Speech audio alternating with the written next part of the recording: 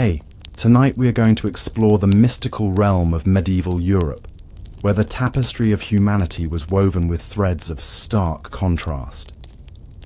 Imagine a world where stone castles reach toward heaven, while humble thatched cottages nestled in their shadows, where the whisper of silk garments in royal corridors echoed the rustle of homespun wool in village pathways.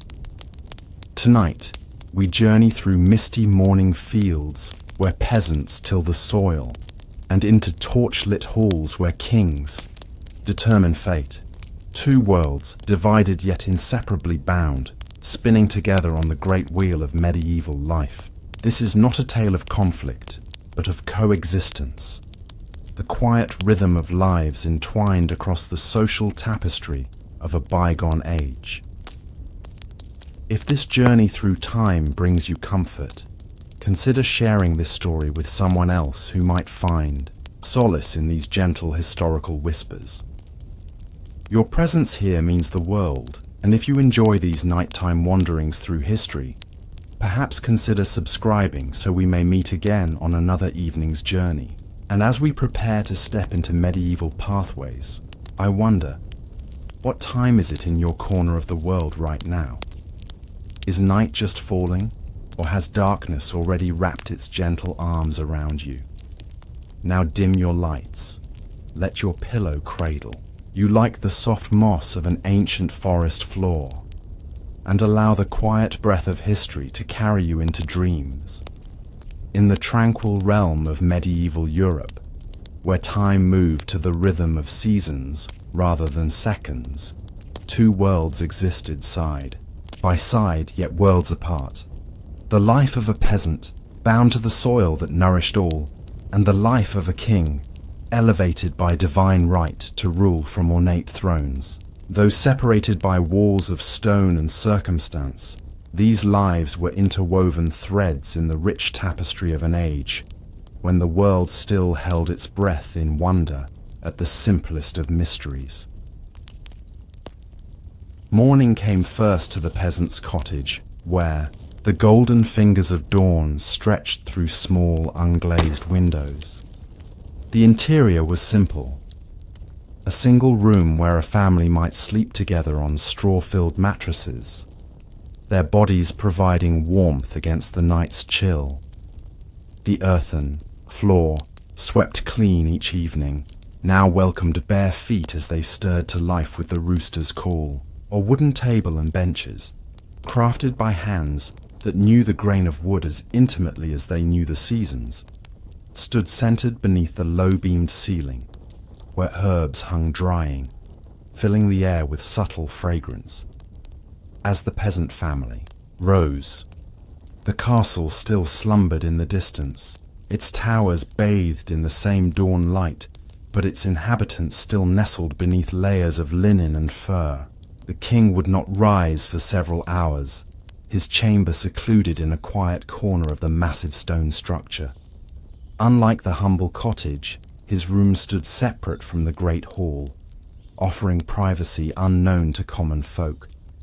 Tapestries adorned the walls, not merely for beauty, but to trap the heat from the fireplace that servants had tended through the night, ensuring the royal body never felt the bite of cold stone.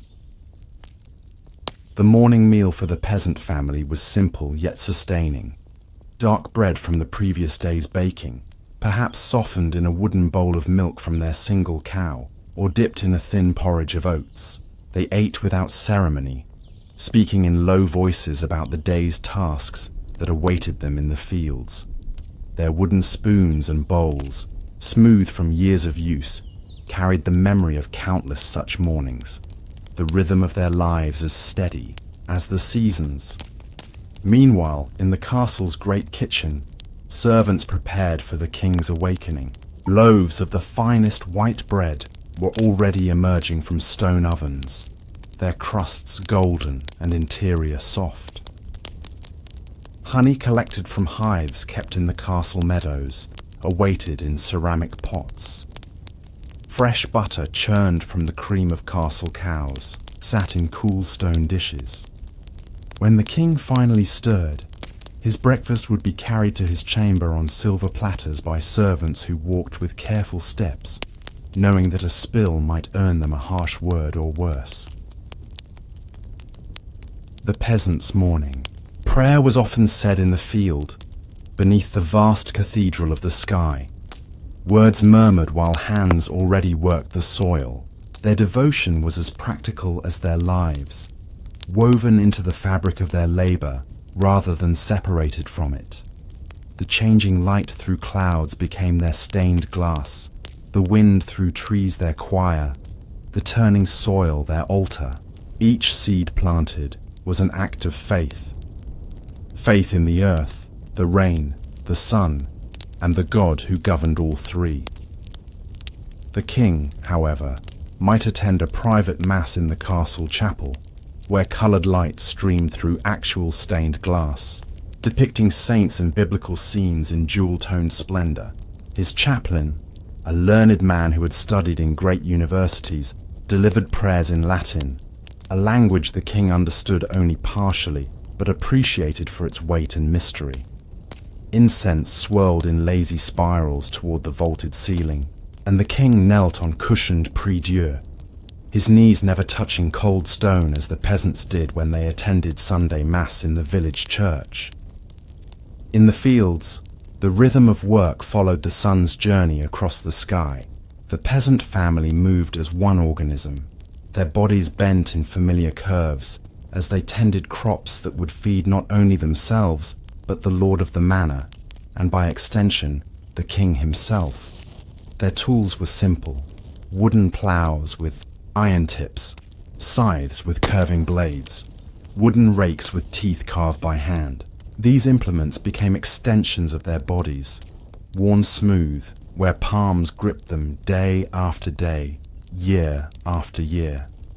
The weight of a hoe in hand, the gentle resistance of soil yielding to its blade, the cool touch of earth against fingers. When planting, these sensations formed the tactile vocabulary of the peasant's world. They worked with the patience of those who understand that growth cannot be hurried, that seeds have their own wisdom about when to push through soil toward light. Their bodies moved in the ancient choreography of cultivation, backs bending and straightening, arms reaching and pulling, feet steadying themselves against the uneven ground. While fields were being tended, the king attended to fields of a different sort, the political landscape of his realm. In the castle's council chamber, he sat at the head of a long oak table, its surface polished to a gleam by generations of servants. Maps spread before him showed boundaries, resources, and the holdings of various nobles, whose loyalty he must maintain. His advisors spoke in measured tones of taxes collected, disputes among lords, threats from neighbouring kingdoms. The king's hands, uncalloused and adorned with rings bearing his family crest, moved pieces across these maps, like a player considering his next move in a complex game. The noon bell rang across the countryside, its sound carrying over fields and forests, uniting peasant and king in a moment of shared time. For the peasant family, it signalled a brief respite from labour. They gathered in the shade of an ancient oak tree, its branches spreading like protective arms above them. From cloth bundles came their midday meal, more dark bread, perhaps an onion or two, a small piece of hard cheese if they were fortunate, a wooden flask of small beer, weaker than what was served in taverns, but safer than water from many sources, passed between them. The king's midday meal was a more elaborate affair, served in the great hall where long tables accommodated his courtiers and important guests. Servants moved in choreographed patterns around the room, bringing forth roasted meats on silver platters, fish from castle ponds served in delicate sauces, vegetables prepared with exotic spices that had travelled thousands of miles along trade routes. Wine flowed into goblets of silver or glass, its rich colour catching the light from high windows. Musicians played softly in a corner, the gentle notes of lute and recorder floating above the murmur of conversation. After the brief respite of noon, the peasant family returned to their labours, now under the full heat of the day. Their movements became more measured, conserving energy as the sun bore down upon their backs. They worked with the patience of those who understand that all tasks have their season and time. The women might sing softly as they weeded, songs passed down through generations, their melodies rising and falling like the contours of the land itself. Children too young for heavier work helped where they could, learning through observation, and practiced the skills that would sustain them throughout their lives. In contrast, the king's afternoon might be spent in the cool shade of the castle garden, where geometric paths wound between carefully tended beds of herbs and flowers. Here, he could walk in relative privacy, perhaps accompanied by a trusted advisor or a favorite courtier. Stone benches offered places to sit and contemplate, while fountains provided the gentle music of falling water. Gardeners worked unobtrusively, trimming and watering, ensuring that every bloom and leaf contributed to the harmonious design intended to reflect God's perfect order in miniature form. As afternoon lengthened into evening, the quality of light changed across the land, turning golden as it slanted across fields and castle walls alike. For the peasant family, this signaled the time to gather tools and head homeward. Their shadows stretched long across the path as they walked, their bodies carrying the honest fatigue of physical labor. The cottage waited, its simple silhouette a welcome sight after the long day. Smoke already rose from its chimney where the oldest child had been sent ahead to kindle the evening fire. Inside the cottage, the evening meal required preparation. Women worked at the hearth, where an iron pot hung from a hook above flames. Into it went vegetables from their garden plot, perhaps turnips, cabbage and onions, along with herbs that grew wild along the forest edge. On special days, there might be a small piece of salt pork to add flavour, or perhaps a rabbit caught in a snare. The cottage filled with steam and aroma, the simple alchemy of turning humble ingredients into nourishment. Within castle walls, a different kind of preparation was underway. The great hall was being transformed for the evening meal. Trestle tables were arranged, fine linen cloths spread across their surfaces. Candles and torches were lit, their light reflecting off polished silver and illuminating tapestries that depicted hunting scenes or tales from antiquity. In the kitchen, a small army of cooks and assistants created dishes designed to display not just flavor, but the king's wealth and power. Peacocks reassembled with their feathers after roasting.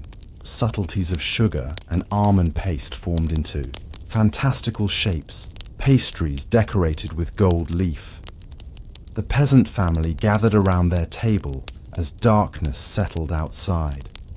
A single candle or rushlight provided illumination, casting long shadows against the walls.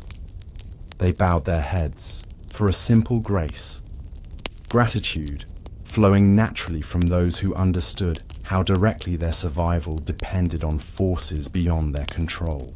They ate from wooden bowls, using spoons and fingers, sharing a communal pot rather than serving individual portions. Their conversation was sparse but comfortable, words unnecessary among those who had worked side by side throughout the day. The king dined amid spectacle and ceremony. Heralds announced important guests as they entered the hall. Servants presented each dish with flourish, kneeling as they offered platters to the king first, then to others according to their rank. Between courses, entertainers might perform. Jugglers, poets reciting verses composed in the king's honor, musicians playing melodies from distant lands. The hall echoed with conversation and laughter, the atmosphere one of calculated leisure, that nonetheless followed strict rules of etiquette and precedence. After their meal, the peasant family lingered by the hearth, the day's last moments of wakefulness precious for tasks that required light. Women spun wool into thread or mended garments, their fingers moving with practiced precision, even as their eyes grew heavy. Men might whittle new tool handles or repair a broken chair leg. Children played quiet games with simple toys, dolls made from straw, tiny figures carved from wood scraps. Stories were sometimes told, ancient tales that connected them to ancestors who had worked the same land, seen the same stars, weathered the same seasons. In the castle, evening entertainment continued long after the meal concluded. The king might withdraw to a smaller chamber with favoured courtiers for games of chess or dice. Musicians continued to play, their repertoire shifting to softer, more intimate pieces. Wine still flowed, though perhaps now into smaller, more precious cups. Conversations turned to poetry, philosophy, or gentle court gossip. The artificial light of dozens of candles held darkness at bay, creating an illuminated world that seemed to exist outside the natural rhythm of day and night that governed the peasant's existence. When sleep finally called to the peasant family, they answered promptly, their bodies ready for rest after the day's exertions. They removed only their outer garments before lying down on straw mattresses, pulling rough woolen blankets over themselves. Parents and children often shared the same sleeping space, their bodies providing mutual warmth. Outside, the night creatures began their chorus. Owls calling from the forest edge, the distant howl of a wolf, the rustle of small creatures in the thatch above. These sounds formed a familiar lullaby, as comforting as the solidity of the earth beneath their dwelling. The king retired to his chamber when his eyes grew heavy or his mind sought solitude. Servants attended him, removing his garments layer by layer, replacing them with a sleeping shirt of fine linen. They turned down the bed covers, layers of sheets, blankets and furs, and ensured the fire was properly banked for the night. The king's bed stood on a raised platform, its 4 posts supporting a canopy that held in warmth and created a room within a room. When the servants departed, the king lay in a cocoon of luxury, the weight of multiple coverings pressing him gently towards sleep. Throughout the night, both peasant and king dreamed beneath the same stars, their unconscious minds wandering landscapes unknown to their waking selves. Perhaps in dreams, the boundaries between their worlds grew more permeable. Perhaps the king's dream self walked, barefoot through dewy fields, while the peasant dined at tables laden with unimaginable delicacies. Dreams recognized no distinction of rank or privilege, offering both humble and mighty the same opportunity to explore realms where earthly rules held no sway. The changing seasons brought different rhythms to both cottage and castle. Spring arrived, first in the fields, where peasants noted with expert eyes the earliest signs, snowdrops pushing through melting frost, the changed call of returning birds, buds swelling on fruit trees. This season brought the hardest labor as fields required plowing and planting. Every available hand turned to the urgent task of ensuring the year's food supply. The cottage emptied at dawn and remained so until dusk, meals sometimes taken in. The fields, to save precious daylight. In the castle, spring brought its own transformations. Tapestries depicting winter scenes were replaced with lighter, brighter ones. Heavy furs disappeared from the king's bed, replaced by coverings of silk and lighter wool. Windows long shuttered against winter drafts were opened to admit fresh air. The king's huntsmen prepared for the first expeditions into the forest, where deer and boar would be pursued not just for meat, but for the pleasure of the chase itself. Messengers arrived more frequently now that roads were passable, bringing news from distant parts of the realm and beyond. Summer bathed the medieval world in generous light. For the peasant family, this meant even longer days of work, but also the satisfaction of seeing crops grow tall and strong. Children kept watch over ripening fields, using noisemakers fashioned from dried gourds to scare away birds that would feast on grain. The cottage garden yielded fresh vegetables daily: peas, beans, early cabbages, providing welcome variety after winter's stored roots. On rare rest days, perhaps a Sunday after church, the family might walk to a nearby stream where children splashed in cool water and adults soaked tired feet while keeping watchful eyes on the sky for signs of storms. Summer in the castle brought a different kind of abundance. The king might travel his realm during the good weather, a procession of horses, wagons, servants and guards moving from one noble estate to another. This progress served multiple purposes, allowing the king to be seen by his subjects, to judge the loyalty and resources of his nobles, and to spare the castle's supplies by consuming the hospitality of others. Those who hosted the royal party might spend months preparing, the honor of the visit balanced against its enormous expense. For those nobles who remained in favor afterward, the investment was deemed worthwhile. Autumn came with its own gifts and labors. For peasants, the harvest dominated all thoughts and energies. Every family member worked from dawn until well past dusk, gathering crops before rain could damage them. The rhythmic swing of scythes through golden wheat, the gathering of sheaves, the careful collection of fruits from orchard trees. These activities had a ritual quality, performed the same way for generations. The village worked collectively during this crucial time, understanding that mutual aid ensured survival for all. At day's end, bodies ached with honest fatigue, but hearts were lightened by full barns and storerooms. In the castle, autumn brought preparations of a different sort.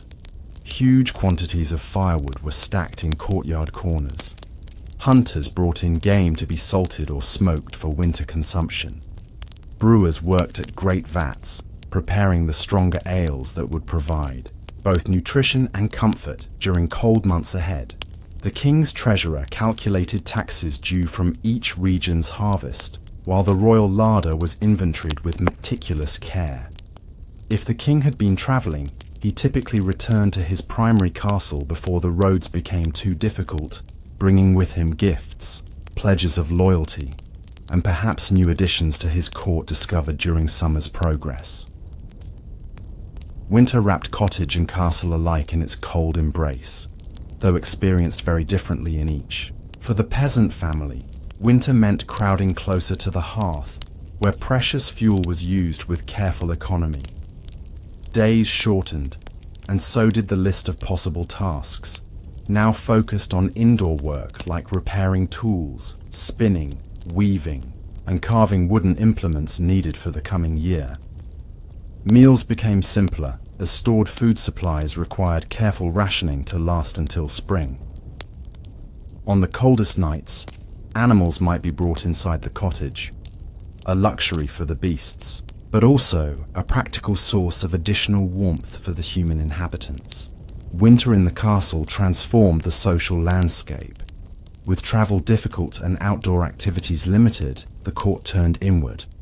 Great halls became theatres for elaborate entertainments. Musicians, troubadours, and storytellers all competed for royal favour. The Christmas season brought particular splendour, with feasts lasting 12 days, elaborate gifts exchanged among the nobility, and religious observances carried out with ceremonial precision. The cold stone walls were softened by additional tapestries, and braziers of charcoal supplemented the heat from massive fireplaces. While peasants might wear the same clothing layer upon layer, the king had garments specifically designed for winter. Robes lined with fur, gloves of the softest leather, boots cushioned with wool. Through all seasons, The medieval world moved at a pace set by sun and stars, by the turning of the earth rather than the ticking of mechanical clocks. For both peasant and king, time was measured in natural increments: the length of daylight, the phases of the moon, the migration of birds, the blooming of particular flowers. This shared calendar created an invisible connection between lives, otherwise separated by vast differences in circumstance and experience. While the king's decisions could affect thousands of lives, and his word could set armies marching or treasury doors opening, he remained subject to the same fundamental rhythms as the humblest peasant. Both would eventually return to the same earth, though one might lie beneath a magnificent tomb and the other under a simple wooden cross. This ultimate equality lay beneath the elaborate social structures that defined their separate daily existences, a truth acknowledged in the memento mori artwork that reminded even kings of their mortality. As night deepens and our journey through medieval time draws toward its close, we might reflect on how the distance between peasant and king was both vast and small, separated by wealth, power, education, and opportunity. They nonetheless shared the fundamental experiences of human existence: the need for sustenance and shelter, the comfort of ritual and tradition, the warmth of human connection, the mystery of dreams, and the inevitability of death. Perhaps in understanding their world, we gain perspective on our own, seeing more clearly both how far we have traveled from medieval days and how much of that experience remains embedded in our collective memory, emerging in our art, our celebrations, our values, and our dreams. In the gentle darkness of history's passage, may you find your own dreams taking shape, carrying you to distant times where the contrast between humble cottage and soaring castle reminds us of the rich tapestry of human experience that connects us all across centuries and social boundaries in the shared journey of existence. As the medieval mist settles upon this tale, let it dissolve like morning dew. For another story now whispers from the shadows of time, beckoning you deeper into slumbers. Embrace. Whispers of stone and soil, the silent dance of castle and cottage, where towers reach skyward and thatched roofs nestle low. Two worlds exist in tender opposition. Beneath the same medieval sky, noble hands turn gilded pages, while calloused fingers work the earth. Neither fully understands the other, yet both are bound by time's gentle thread, weaving through days measured by the same passing sun. In the quiet province of Haranshire, where rolling hills met dense woodlands, two distinct rhythms of life played out beneath the same changeable sky. It was the year of our Lord 1323, a time when the borders between noble and common were as clear as the stone walls that surrounded the great castle Whitehold. Yet despite these divisions, the lives of all who dwelled in this land were connected by the turning of seasons and the shared breath of history that moved through them. Thomas the miller's son woke each day before the sun had properly risen. His small chamber, built against the eastern wall of his father's mill, caught the first silver light of dawn as it filtered through the single small window. The straw mattress beneath him rustled as he stirred, the familiar sound mingling with the distant murmur of the mill stream that would soon power the great wooden wheel for another day of grinding. The cool morning air carried the scent of damp earth and the promise of spring. Thomas drew a deep breath, filling his lungs with the sweetness of it before his bare feet touched the packed dirt floor. At 19 years, his body had grown strong from years of carrying sacks of grain and turning the heavy millstones when repairs were needed. His hands, already rough with calluses, reached for the simple linen shirt that hung from a wooden peg on the wall. As Thomas dressed in the dim light, Lord Adrian of Whitehold still slumbered beneath layers of fine wool blankets and fur coverlets. The Lord's chamber, positioned in the eastern tower of the castle that overlooked the valley, would not see sunlight for another hour. Tapestries, depicting hunting scenes and noble victories, adorned the stone walls, keeping the perpetual chill of the castle at bay. By the time the young lord would open his eyes, Thomas would have already broken his fast with a wooden bowl of porridge, checked the mill wheel's mechanisms, and greeted the first farmers arriving with their grain. This was the way of things in Haranshire, lives running parallel yet never truly touching, like two streams flowing side by side down a mountain, separated by a thin ridge of earth. Thomas stepped outside the mill house, the cool air embracing him fully now. The village of Millvale was beginning to stir. Thin columns of smoke rose from cottage chimneys as women kindled morning fires. In the distance, the castle of Whitehold stood proudly on its hill, morning mist curling around its base like a sleeping cat. Thomas rarely thought about the people who lived within those walls. Their lives were as distant from his as the stars that hung in the night sky. He made his way to the mill stream, kneeling at its edge to splash cold water on his face. The shock of it brought complete wakefulness, washing away the last cobwebs of sleep. As he patted his face dry with the edge of his sleeve, he heard his father's familiar shuffling steps behind him. "A fair morning, Thomas," said William the miller, his voice gravelly with age. "The wheel needs checking before we open. I fear there may be debris caught after yesterday's rain." Thomas nodded, already calculating how much time the task would take. "I'll see to it now, father. Will you check the grinding stones?" William placed a weathered hand on his son's shoulder. "Aye, and young Peter should be here soon to help with the heavy lifting. My old bones are grateful for it." The two men shared a moment of quiet understanding before turning to their respective tasks. This was the rhythm of their days, predictable, measured by work and sunlight, rather than by the bells and ceremonies that marked time in the castle above them. As Thomas waded into the cool stream to check the mill wheel up in Whitehold Castle, a gentle knock sounded at Lord Adrian's chamber door. It was Edwin, his personal steward, arriving with a silver tray bearing warm bread, honeycomb, and a flagon of watered wine. "My lord," Edwin called softly, entering after a moment's pause. "The day awaits you. Lord Bartran's envoy is expected by midday, and your honoured mother has requested your presence in the chapel before the meeting." Adrian stirred beneath his coverlets, his 23 years sitting lightly on features not yet hardened by the responsibilities of full lordship. His father, the ageing Lord William of Whitehold, still held the reins of power, though illness had increasingly confined him to his chambers over the past winter. "Tell me, Edwin," Adrian murmured, accepting a cup of the watered wine, "does the day promise fair weather for hunting after this envoy has departed? I find diplomatic conversations flow more naturally on horseback than across a table." Edwin drew back the heavy curtains, revealing a brightening sky. "Indeed, my lord. The falconer reports ideal conditions for flying your new gerfalcon.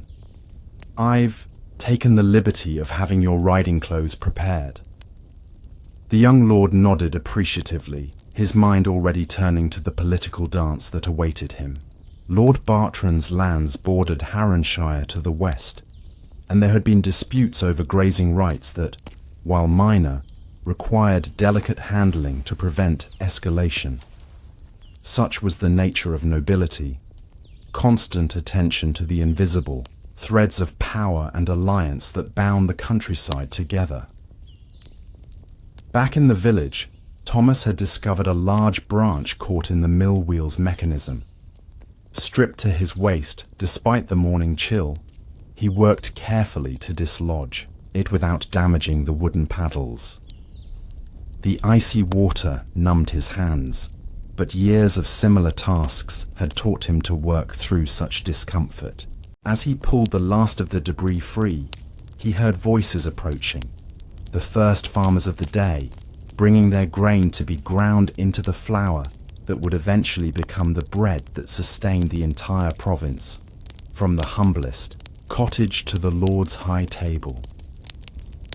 "Good morrow, Thomas," called Eliza, the widow who managed her small holding with remarkable efficiency since her husband's passing 3 winters past.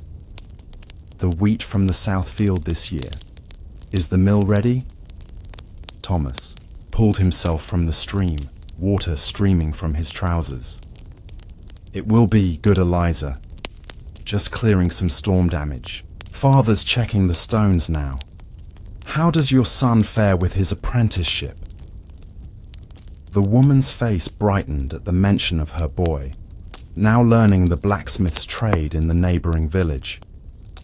"He grows stronger each month. Says he'll forge me a proper cooking pot when his master allows him his first independent work."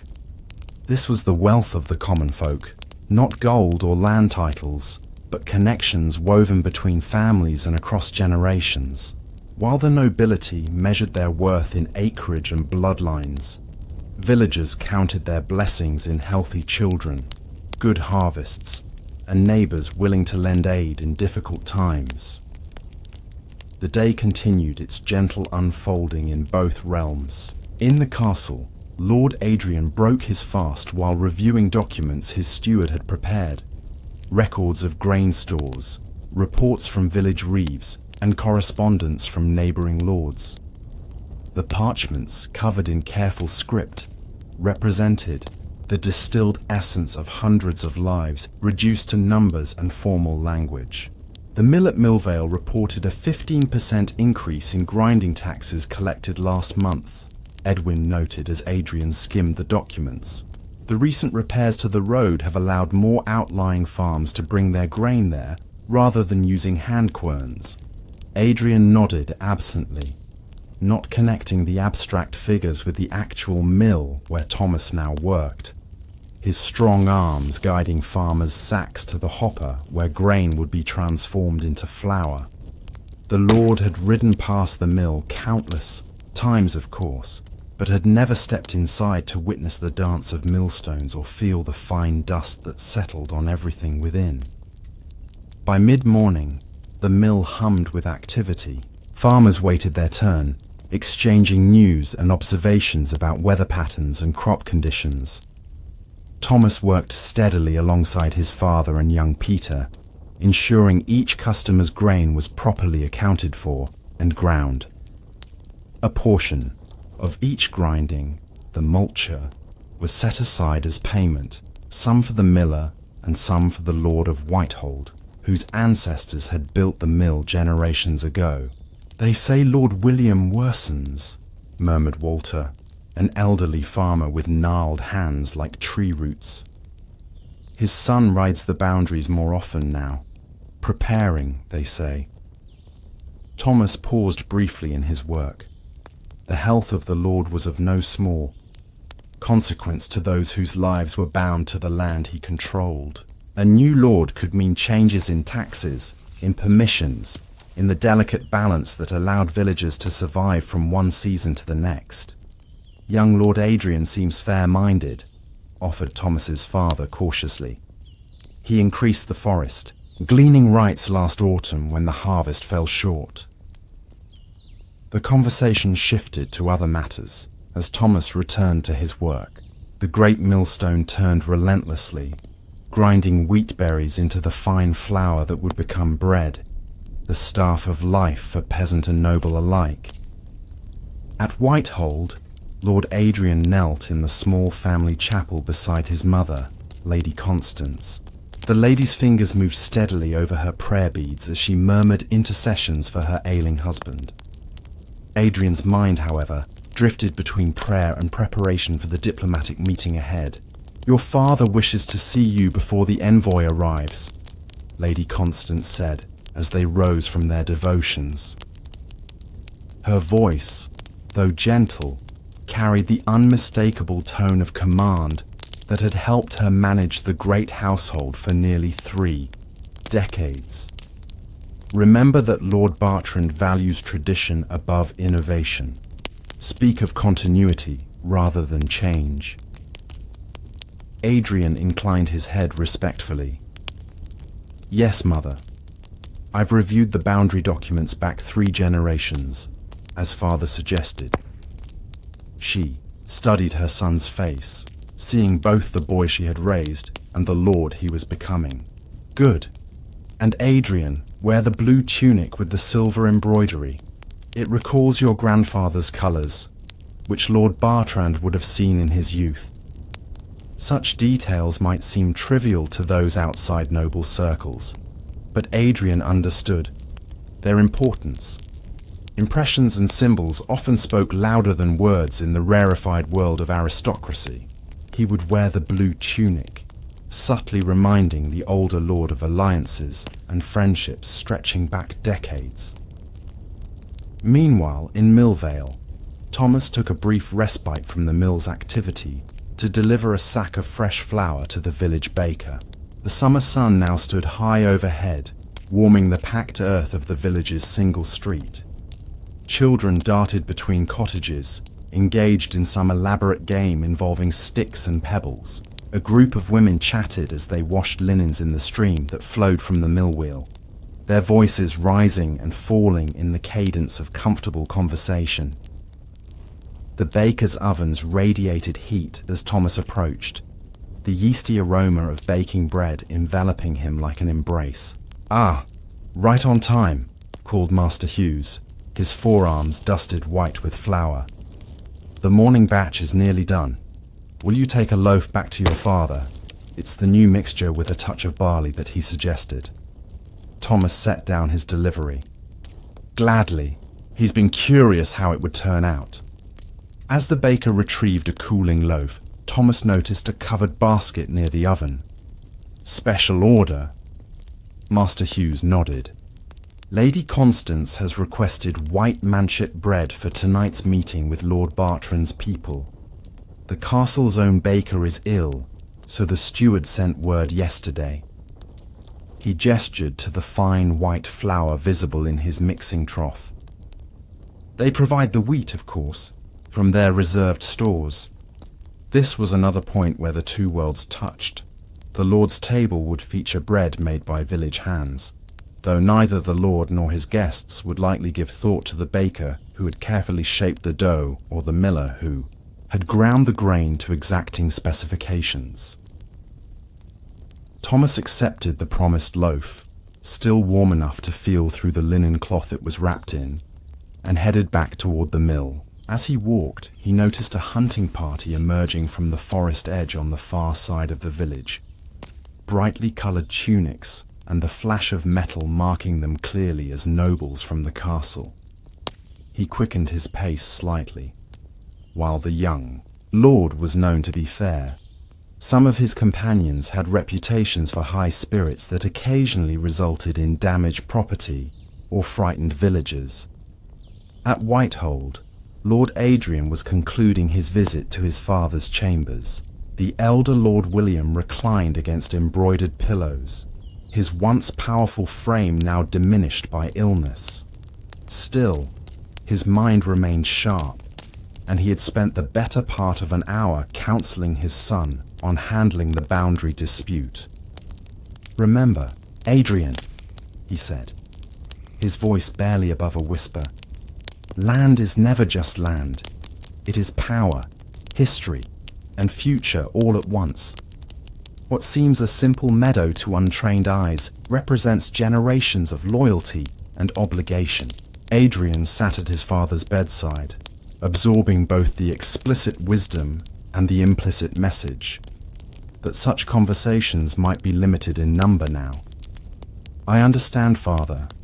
I'll uphold our boundaries while maintaining good relations." The elder lord nodded, satisfaction briefly overcoming the pain that had become his constant companion. "You've observed the spring planting and the timber management in the North Woods?" "Yes, Father." The new drainage ditches in the east fields are proving effective. The bailiff reports less waterlogging than previous years. Such was the education of a future lord. Not primarily from books or tutors, though Adrian had been fortunate to have both, but from direct observation of the land and people he would someday govern. While Thomas learned the miller's craft through the practical handling of grain and machinery, Adrian learned stewardship through inspection rides and council meetings. By early afternoon, the pace at the mill had slowed as most farmers had completed their business. Thomas and his father took the opportunity to sweep the accumulated flour dust from the milling floor and inspect the grinding stones for wear. The physical labor allowed Thomas's mind to wander, contemplating the conversation.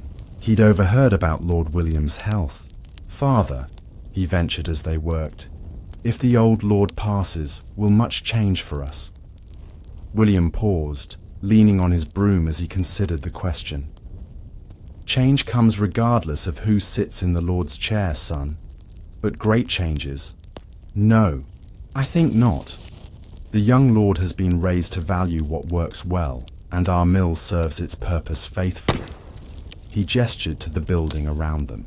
"Your grandfather and I built this water wheel when the old one failed, in your grandfather's father's time. Lords have come and gone, but the mill remains." There was comfort in this perspective, the continuity that existed beneath the more visible changes in lordship and power. The seasons would turn, crops would grow, grain would need grinding, and bread would need baking.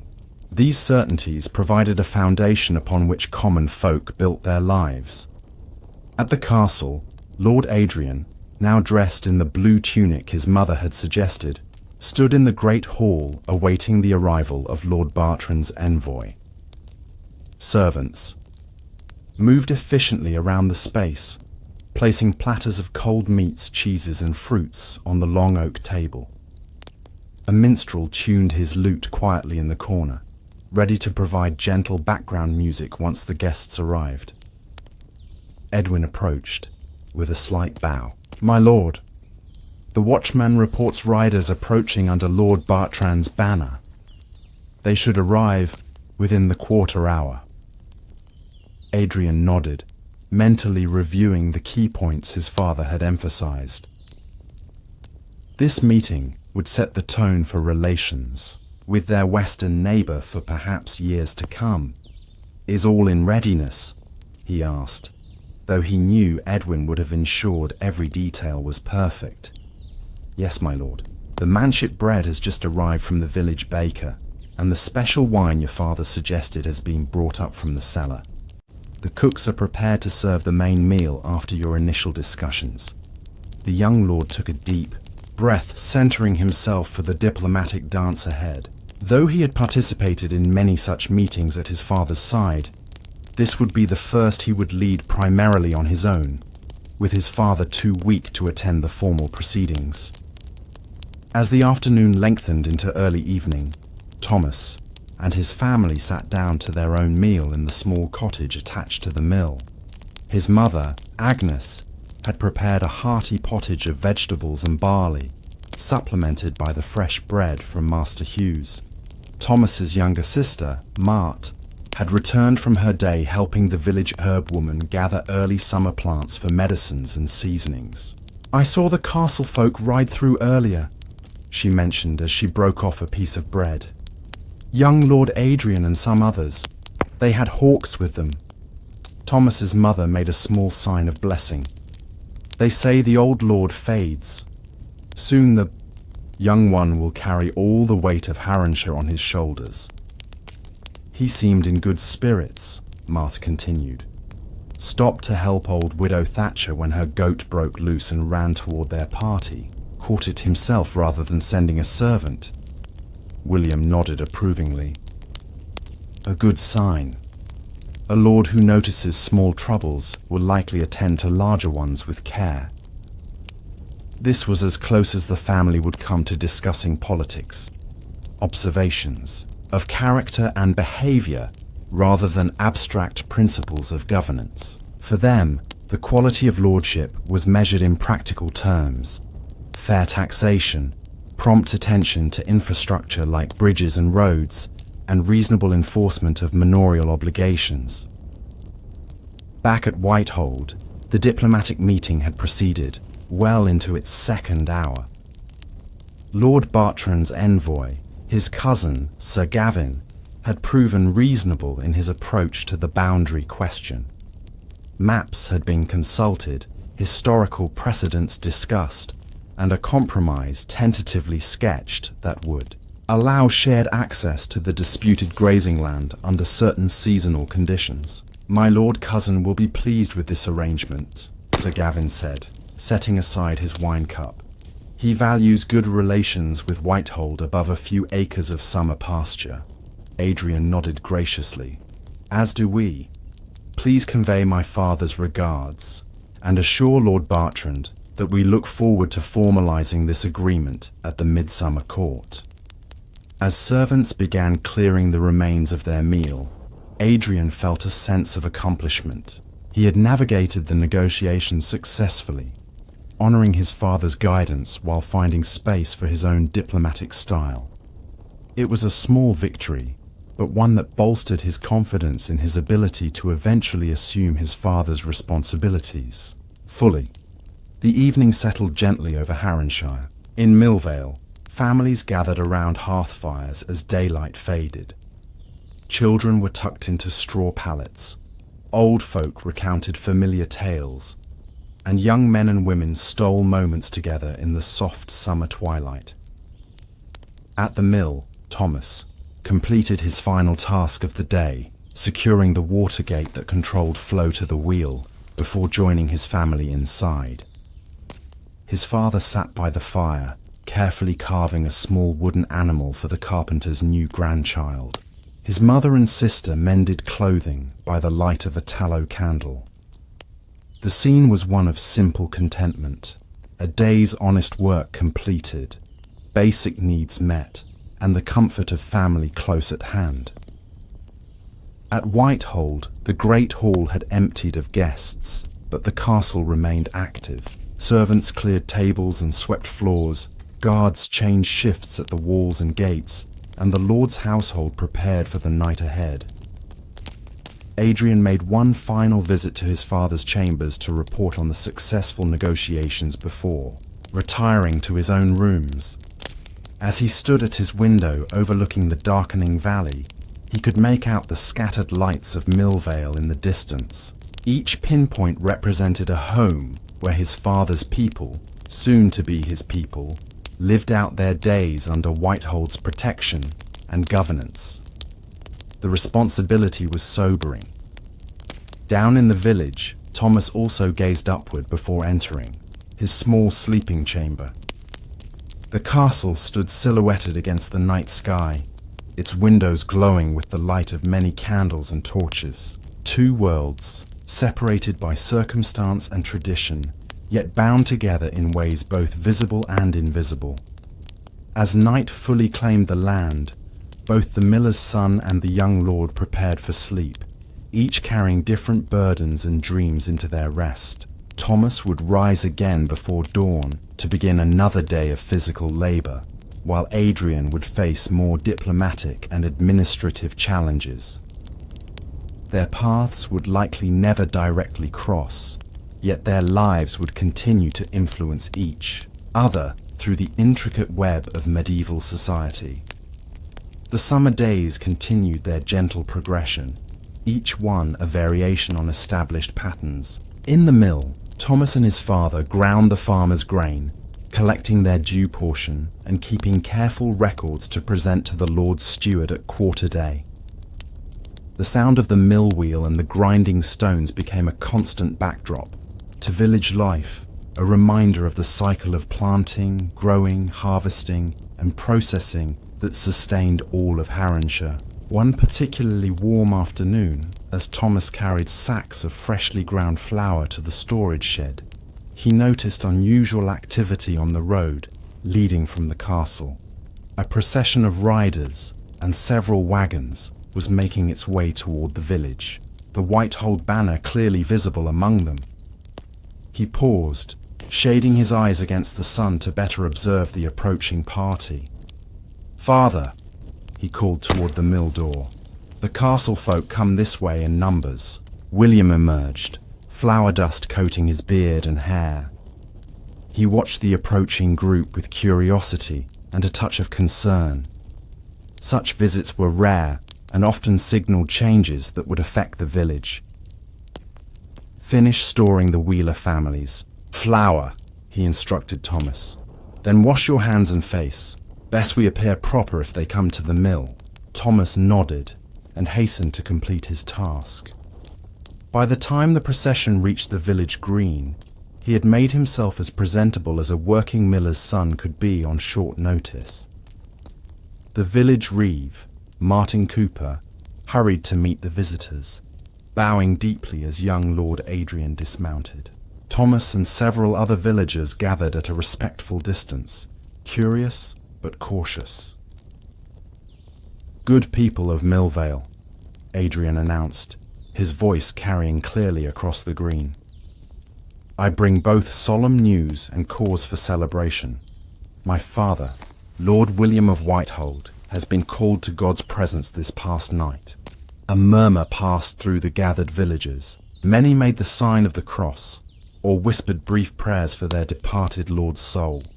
"He passed peacefully," Adrian continued, "with his family at his side and his affairs in good order. As his son and heir, I now assume responsibility for Harenshire and all who dwell within its boundaries." The young lord paused, allowing the significance of the moment to register. Thomas studied him from his position near the edge of the crowd. Lord Adrian appeared composed, though signs of grief and sleeplessness were visible in his face. "In honor of my father's memory, and as my first act as your lord, I have brought provisions for a memorial feast to be shared by all in Millvale. Furthermore, the summer labor obligation will be reduced by 3 days per household, that you may properly mourn and still attend to your necessary work." This announcement was met with appreciative murmurs. The summer labor obligation, when villagers were required to work directly on the Lord's domain lands, often came at a difficult time when their own small plots also needed attention. As servants began unloading food and drink from the wagons, Adrian continued, "I will visit each village in Harenshire in the coming weeks. My father taught me that a lord must know his lands and people well if he is to govern justly."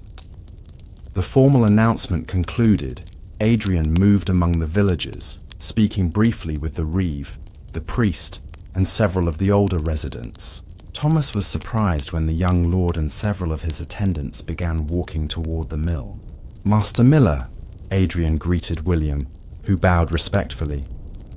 "I understand your mill has served Harenshire for 4 generations now."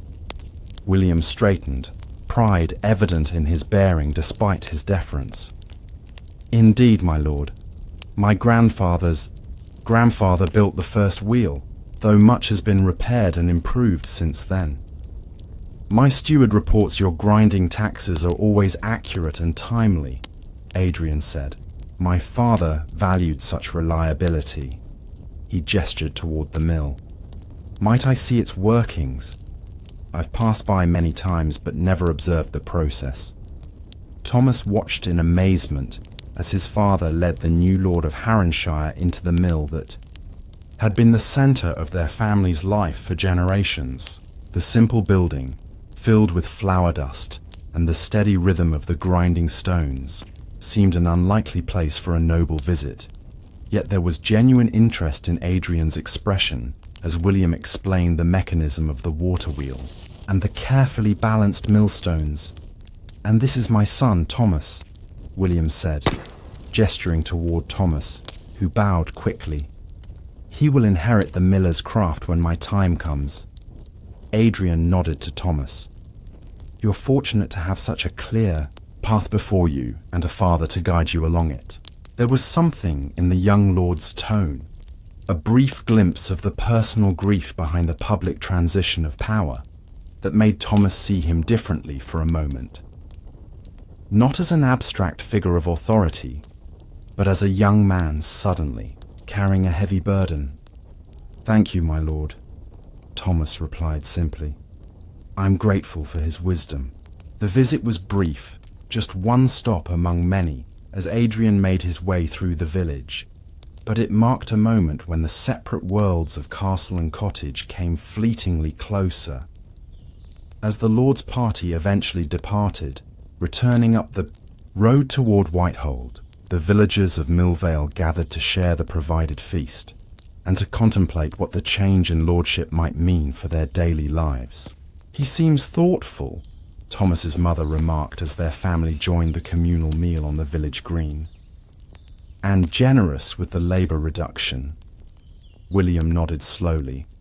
"A good beginning, though the true measure of a lord is taken over years, not days." As evening approached and the memorial feast concluded, life in Millvale gradually returned to its usual rhythms. Thomas helped clear away the trestle tables that had been set up on the green, then returned to the mill to ensure all was in order for the next day's work. The wheel turned steadily, powered by the same stream that had served his family for generations. Lords might change, but the essential patterns of life continued. The grinding of grain, the baking of bread, the cycle of seasons that governed both peasant and noble lives. In the weeks that followed, Haranshire adjusted to its new lord. Adrian travelled to each village as promised, observing conditions and listening to concerns brought forward by local reeves. At Whitehold, he presided over his first manorial court, where disputes were settled and regulations enforced. The justice he dispensed proved fair, if occasionally stern, a balance of mercy and necessary authority that earned cautious approval from those under his governance. Thomas's life continued much as before, rising before dawn, working alongside his father at the mill, courting a cooper's daughter from the neighbouring village when time allowed. Yet subtle changes rippled through Haranshire under its new leadership. Repairs to the North Bridge, long promised, were finally undertaken. A travelling physician was engaged to visit each village quarterly, supported by the Lord's purse. Small adjustments to taxation and labour obligations reflected a thoughtful approach to governance. As summer gave way to autumn and the harvest began in earnest, both Thomas and Lord Adrian found themselves fully immersed in the responsibilities they had been raised to fulfill.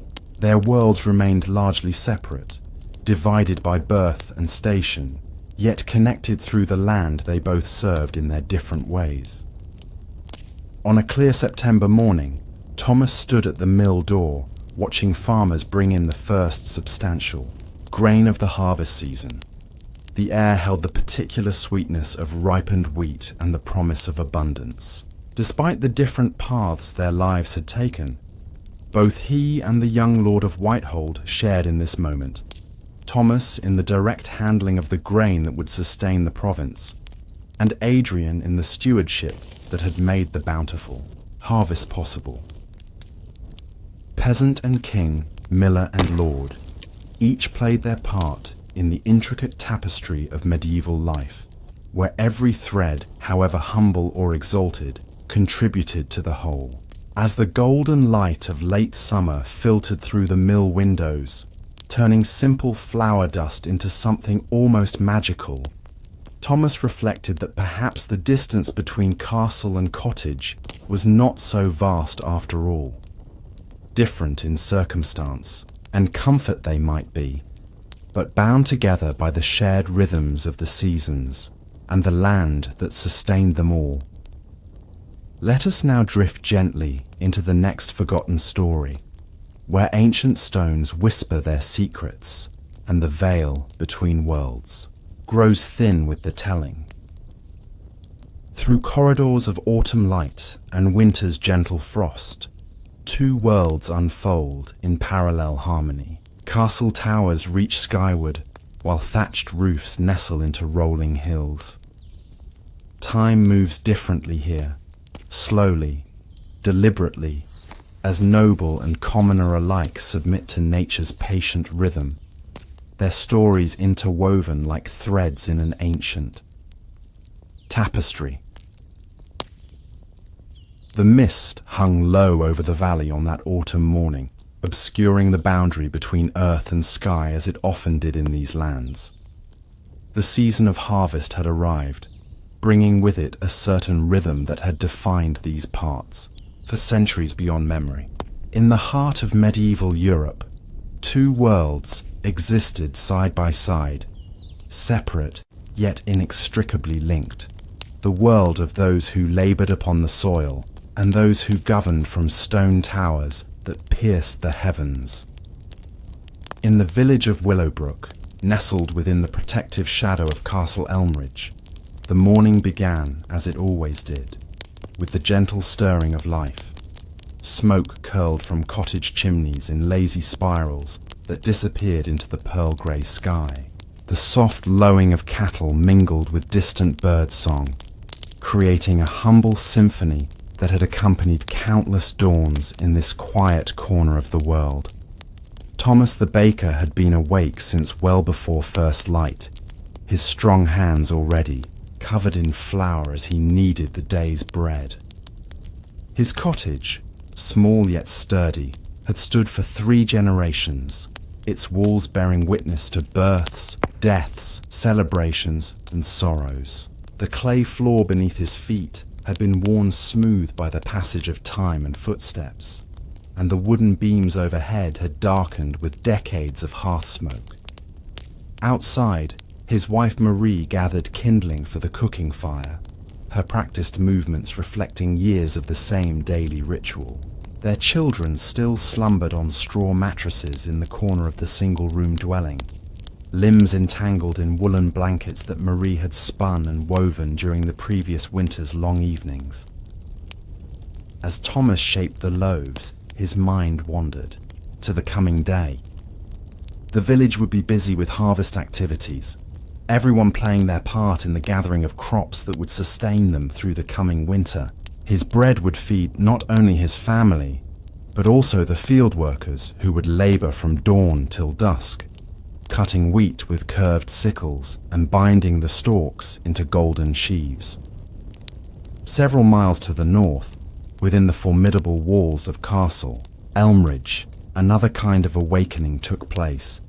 The first pale rays of sunlight filtered through the narrow windows of the royal chamber, casting elongated rectangles of light across the ornate tapestries depicting heroic battles and biblical scenes. Lord William, Earl of Elmridge, stirred beneath layers of fine linen and fur covers, his body cushioned by a feather mattress that rested upon a carved oak bed frame.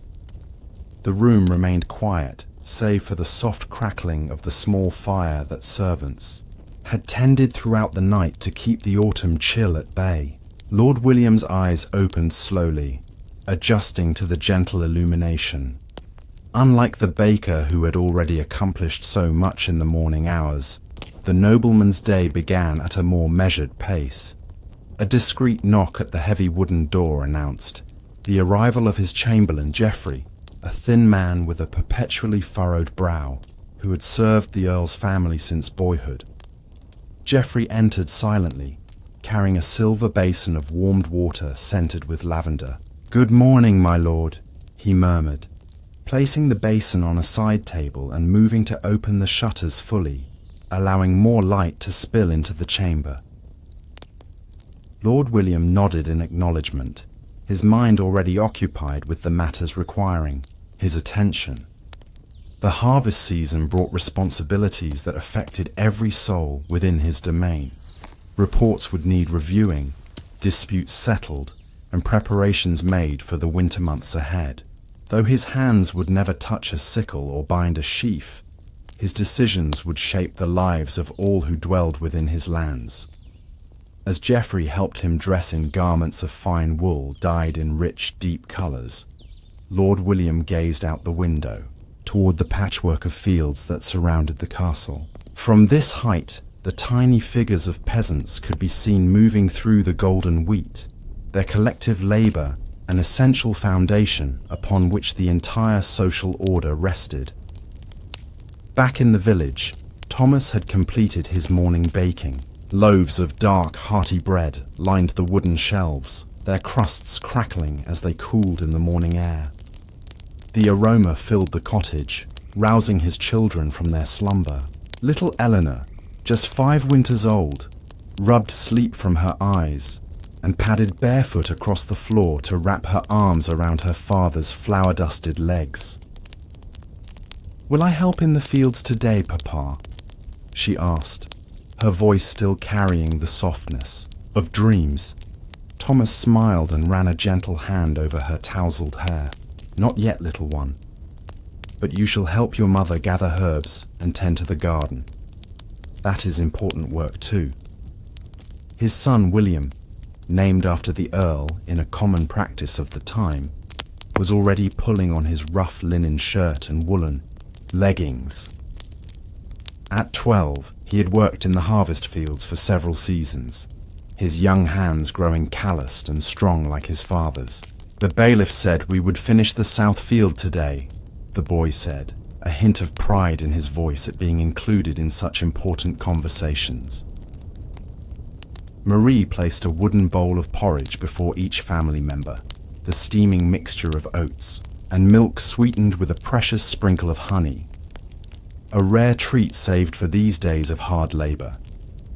They ate in companionable silence, savoring both the warmth of the food and the brief moment of togetherness before the demands of the day would scatter them to their respective tasks. In the great hall of Castle Elmridge, Lord William broke his fast with considerably more ceremony. Seated at the head of a long oak table, he was served freshly baked white bread, still warm from the castle ovens, alongside cold meats, cheese and wine, watered to a suitable strength for the morning hour. Around him sat members of his household, knights, who served as his military captains, his steward, who oversaw the domestic affairs of the castle, and a visiting monk from the nearby abbey who had arrived the previous evening. "Brother Thomas brings news from the monastery," announced Sir Richard, the most senior of the knights, as he tore a piece of bread from the loaf before him.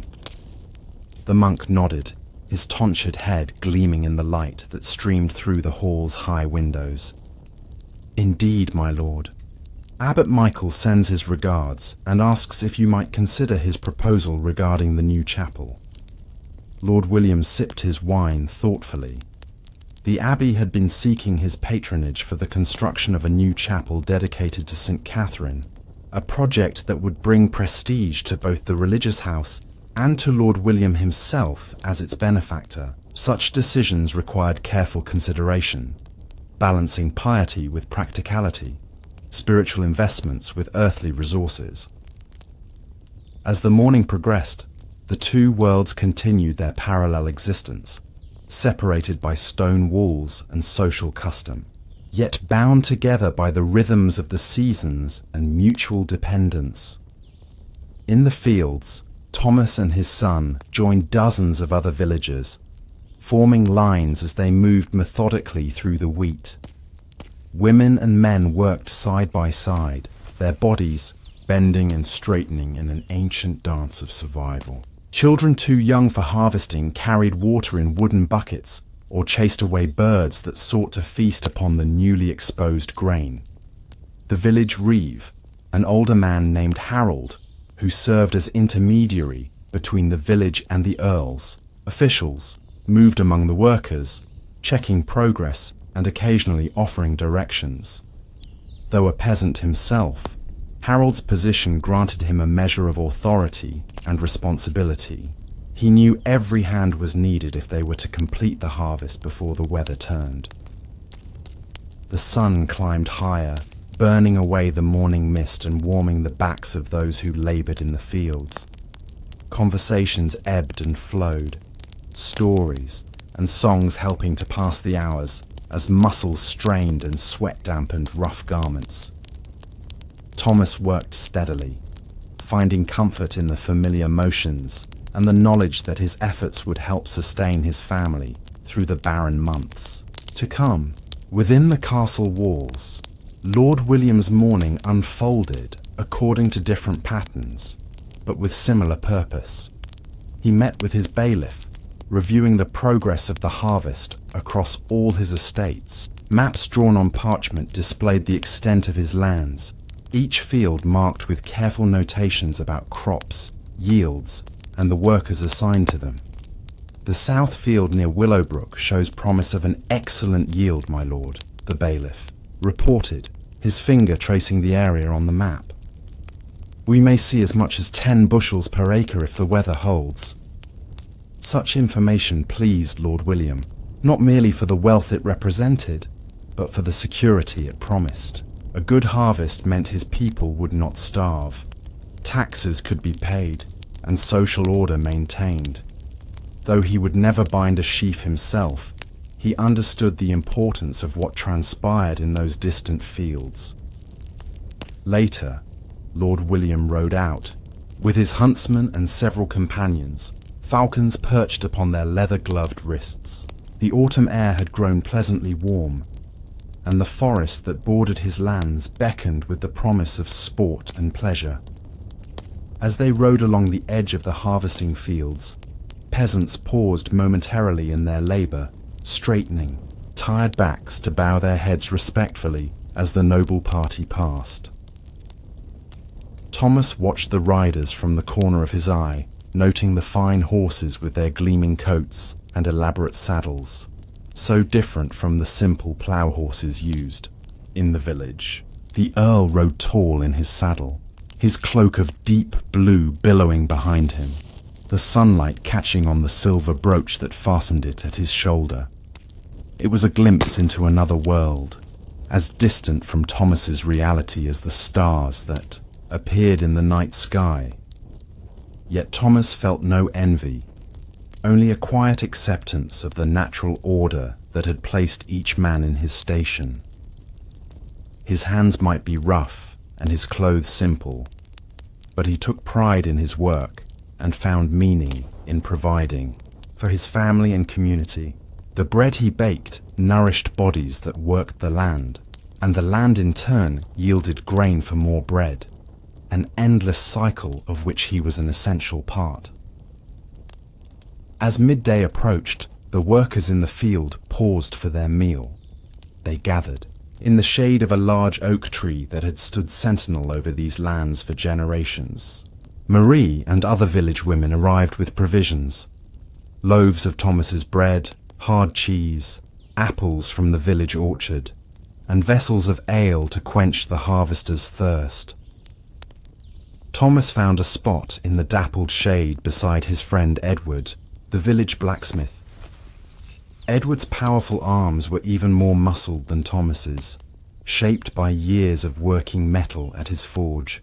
"A good yield this year," Edward observed between bites of bread. "Better than last autumn, when the rains came early." Thomas nodded in agreement. "If we finish the south field today, and the weather holds, we might have everything stored before the feast of St. Michael." This was cause for quiet optimism, as an early harvest completion would provide a buffer against the unpredictability of the coming weather. Their conversation turned to village matters, the leaking roof of the communal mill that needed repair. Young Peter and Alice, who would be married after the harvest was complete. The new tax collector who seemed less harsh than his predecessor. These were the concerns that shaped their world, immediate and practical. Meanwhile, Lord William and his hunting party had made their way deeper into the forest. The falconers released their birds, magnificent creatures that soared high above the trees before diving with breathtaking speed toward their prey. The successful hunt yielded several pheasants and a hare, which would grace the castle table that evening. As they rested beside a clear forest stream, allowing their horses to drink, Sir Richard brought up the matter that had been discussed earlier. "Have you given thought to the abbot's proposal, my lord? A chapel dedicated to St. Catherine would certainly bring blessings upon your house. Lord William picked a late-blooming wildflower that grew beside the stream, twirling it thoughtfully between his fingers. Indeed, and it would also empty my coffers at a time when we must prepare for winter and potential troubles from the north. He referred to rumors of border disputes that might require military attention in the coming months. Perhaps a smaller gesture of support, suggested another knight. Enough to maintain the abbey's goodwill without committing to the full chapel. Construction? This middle path appealed to Lord William's sense of prudence. Religious patronage was essential for both spiritual welfare and political standing, but it must be balanced against other obligations. His decision would affect not only his own household, but also those who depended upon his protection and leadership, including the peasants labouring in his fields. As afternoon shadows lengthened, work in the harvest fields continued with renewed vigour. Children gathered fallen stalks, ensuring nothing was wasted.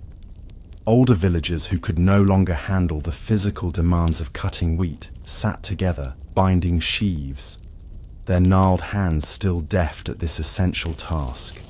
Every age had its role to play in the communal effort. Thomas worked alongside his son, occasionally pausing to offer guidance on the most efficient way to use the sickle, or how to stack the cut wheat to avoid dampness and rot.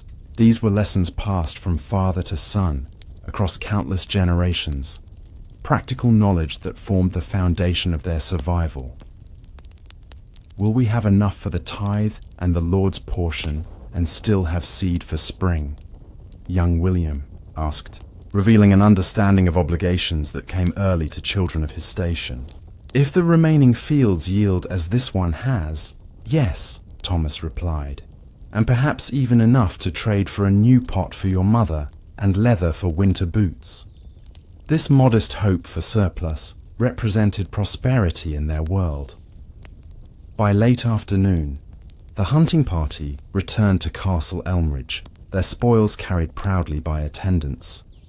Lord William was met in the courtyard by his steward, who had matters requiring immediate attention. A dispute had arisen between two tenant farmers over boundary stones that marked their respective plots, and as lord of the manor, William was expected to render judgment. In the great hall, the two farmers stood nervously before him, caps in hand, eyes downcast in proper deference.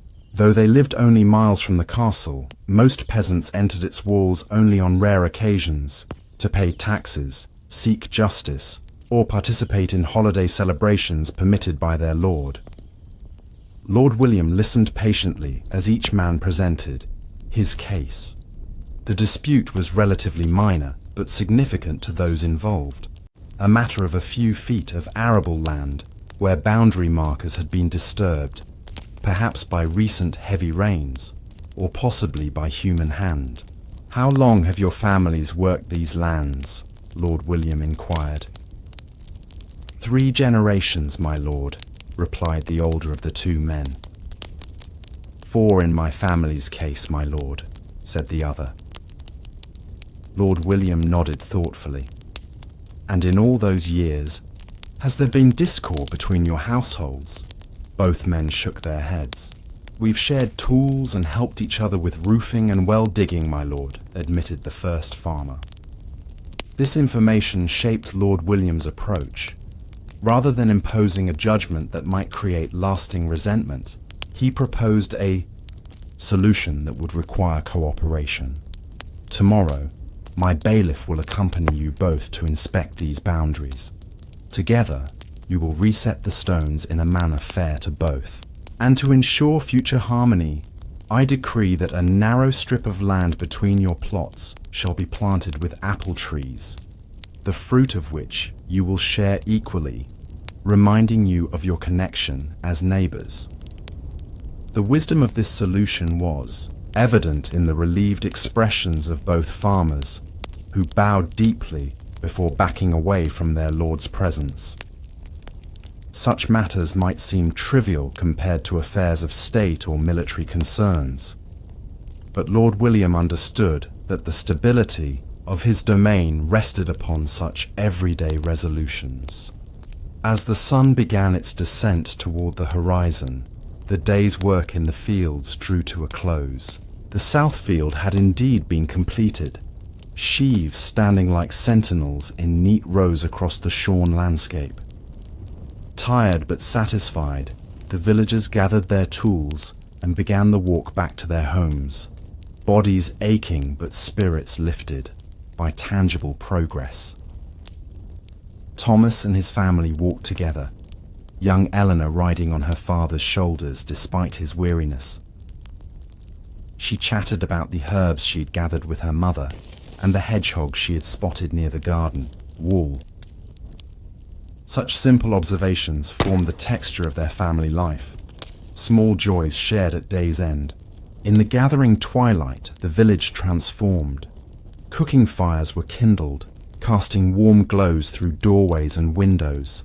The smell of pottage, a thick soup of vegetables and grains, occasionally enhanced with small pieces of salt pork, filled the air.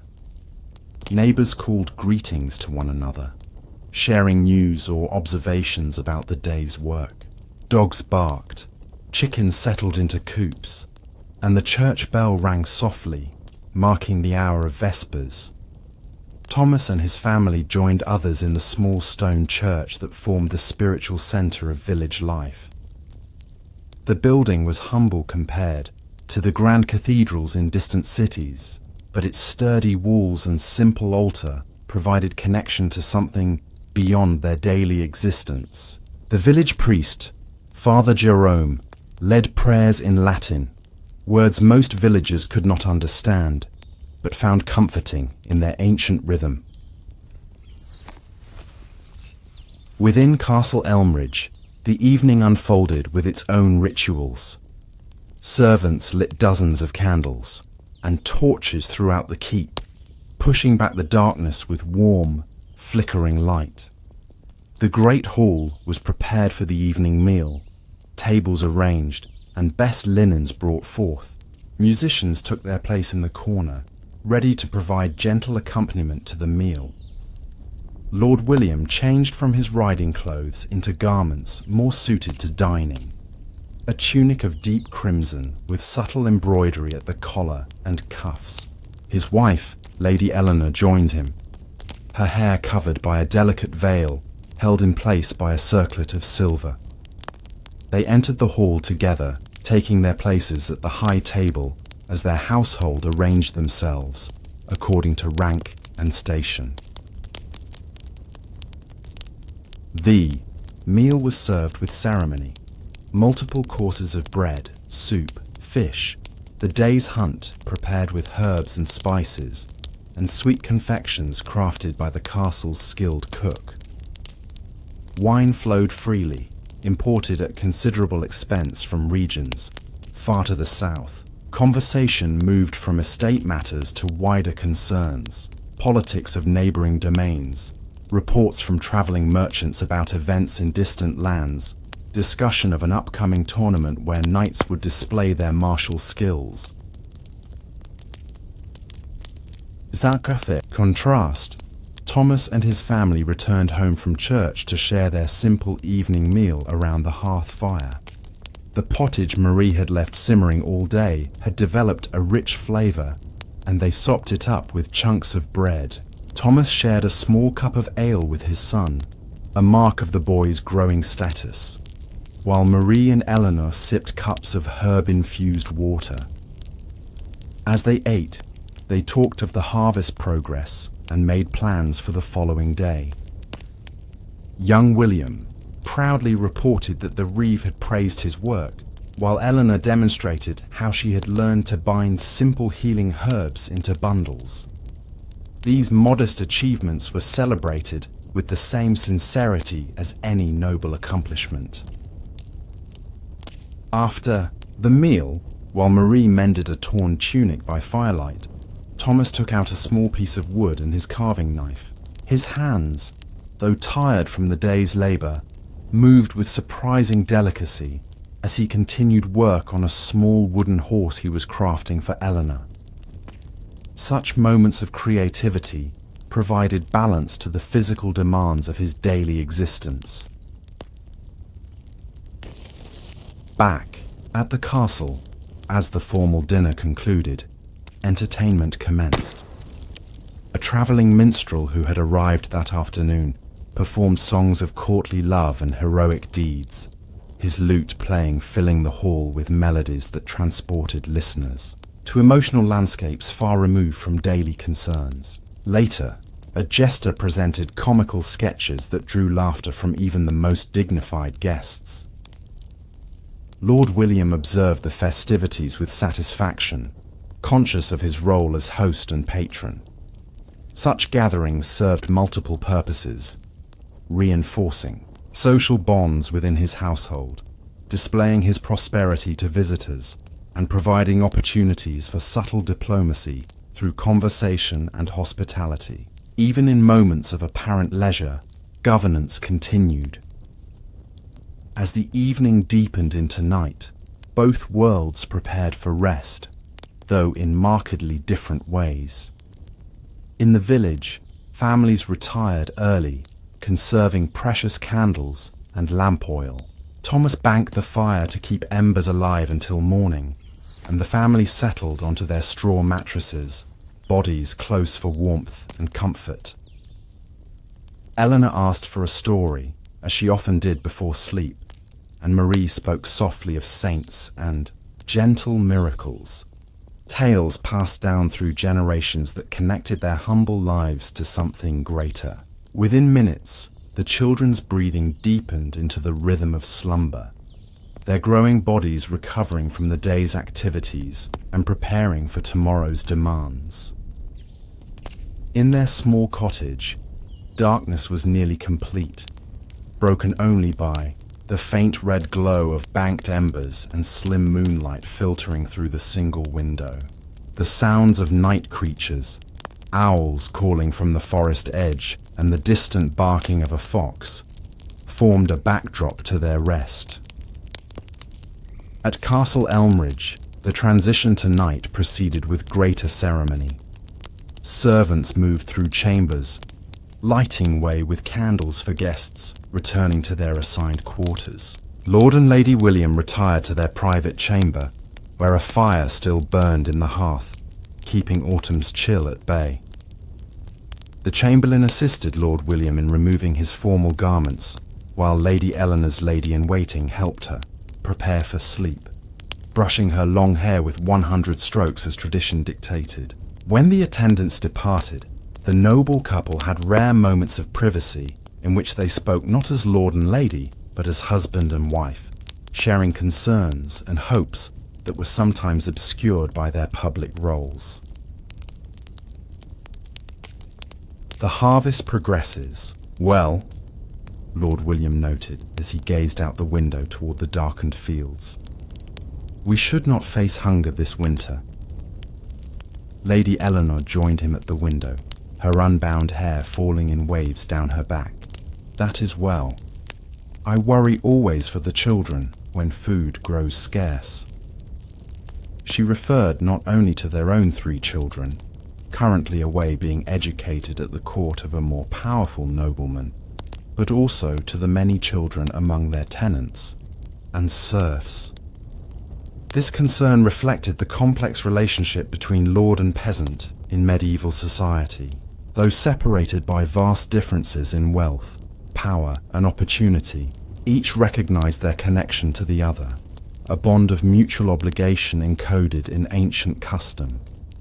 The peasants provided labor and a share of their produce. The lord offered protection, justice, and stability. As night fully claimed the world, sleep came to high and low alike, though in different settings. The earl upon his feather mattress beneath embroidered canopies, the baker upon straw covered with woolen blankets. Dreams visited them both, perhaps of bountiful harvests, of peaceful days, of children grown strong and healthy. And as they slept, the rhythm of medieval life continued its measured pace. In castle and cottage, the essential patterns remained. The daily struggle for sustenance, the observation of seasons, the marking of time through religious festivals and agricultural milestones, lives unfolded in parallel, separated by circumstance, yet bound together by the fundamental realities of human existence, in an age when the distance between earth and heaven seemed both vast and intimate. As autumn deepened toward winter, these patterns would shift, but not fundamentally change. The harvest would give way to threshing and winnowing, the preparation of fields for their winter rest. Castle life would move indoors, focusing on indoor crafts, education, and planning for spring campaigns. Village life would similarly contract, with families gathering around hearths to repair tools, spin wool, and preserve the community's oral history through long evenings of storytelling. The medieval world, though often portrayed in terms of stark contrast between peasant and king, was in truth a tapestry of interconnected lives. Each thread, however humble or grand, contributed to the whole, creating a social fabric that sustained civilization through centuries of challenge and change. In the quiet hours of night, these distinctions faded into the common humanity shared by all who drew breath beneath the same stars. Through the changing seasons, through feast and famine, through peace and conflict, the rhythm continued. The eternal dance of those who worked the soil and those who ruled from stone towers. Neither could exist without the other. And in this fundamental truth lay the essence of medieval European society, a world of profound differences, yet essential unity. The darkness outside Thomas's cottage and Lord William's chamber was the same. Darkness, the stars that watched over them, the same stars. And when dawn arrived to begin a new day, it would illuminate castle and cottage with the same golden light, a reminder of the natural world that encompassed all human endeavors, great and small. As one season flowed into another, the earth continued, its ancient rhythms indifferent to the distinctions humans created among themselves. The soil accepted the sweat of the peasant and yielded crops that would eventually grace the nobleman's table. The rain fell on thatched roofs and slate towers without discrimination, and beneath all the structures of medieval society lay this immutable truth that all were subject to the same fundamental cycles of nature, growth, decay, and renewal. Let us drift now from these medieval lands to another realm of history, where different souls lived out their days under changing skies yet eternal truths. The whisper of time carries us forward to new stories waiting to be told, new lives to be witnessed in their quiet unfolding.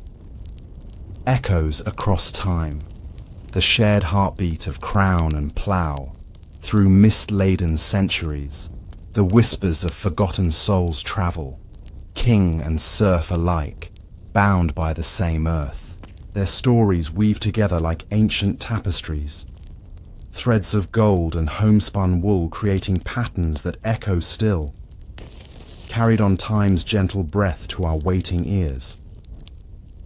In a land where time moved to the rhythm of church bells and changing seasons, two parallel lives unfolded beneath the same vast sky. The year was 1328, in a region that would one day be called Burgundy, though to those who lived there, it was simply home. The morning light crept slowly across the fields, touching first the highest tower of Castle Beaumont before spilling down to illuminate the thatched roofs of the village nestled at its feet. Within those two worlds, one of stone and one of timber, two souls began their day, unaware of how closely their fates were intertwined.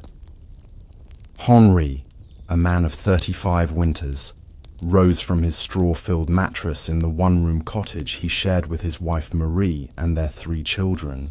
The earthen floor was cool beneath his calloused feet as he moved quietly, careful not to disturb his family's precious moments of rest. Through the single small window, he could see the first pink blush of dawn painting the eastern sky. It was time to begin the day's labor, as it had been every day since he was old enough to hold a hoe. Miles away, yet only a short ride on horseback, Lord Guillaume of Beaumont stirred beneath his canopied bed. Silk sheets rustled as he turned, momentarily disoriented in the grey morning light that filtered through the castle's narrow windows. At 40 years of age, the weight of his responsibilities often manifested as a deep ache in his temples before he even rose for the day. As the lord of these lands, his sleep was shallow, filled with concerns about harvests, taxes, and the politics of distant courts. The similarities between the 2 men were hidden beneath the vast differences in their circumstances. Both were fathers, both were husbands, both bore the weight of providing for those who depended upon them. And on this particular morning, both would encounter the same gentle rain that began to patter against stone and thatch alike, uniting castle and cottage in the shared melody of water droplets. Henri pulled a rough woolen cloak around his shoulders as he stepped outside, his breath forming small clouds in the cool morning air. The sky was heavy with clouds the color of dove feathers, promising a day of steady rain. He would need to hurry to repair the leak in the roof before the worst of it began.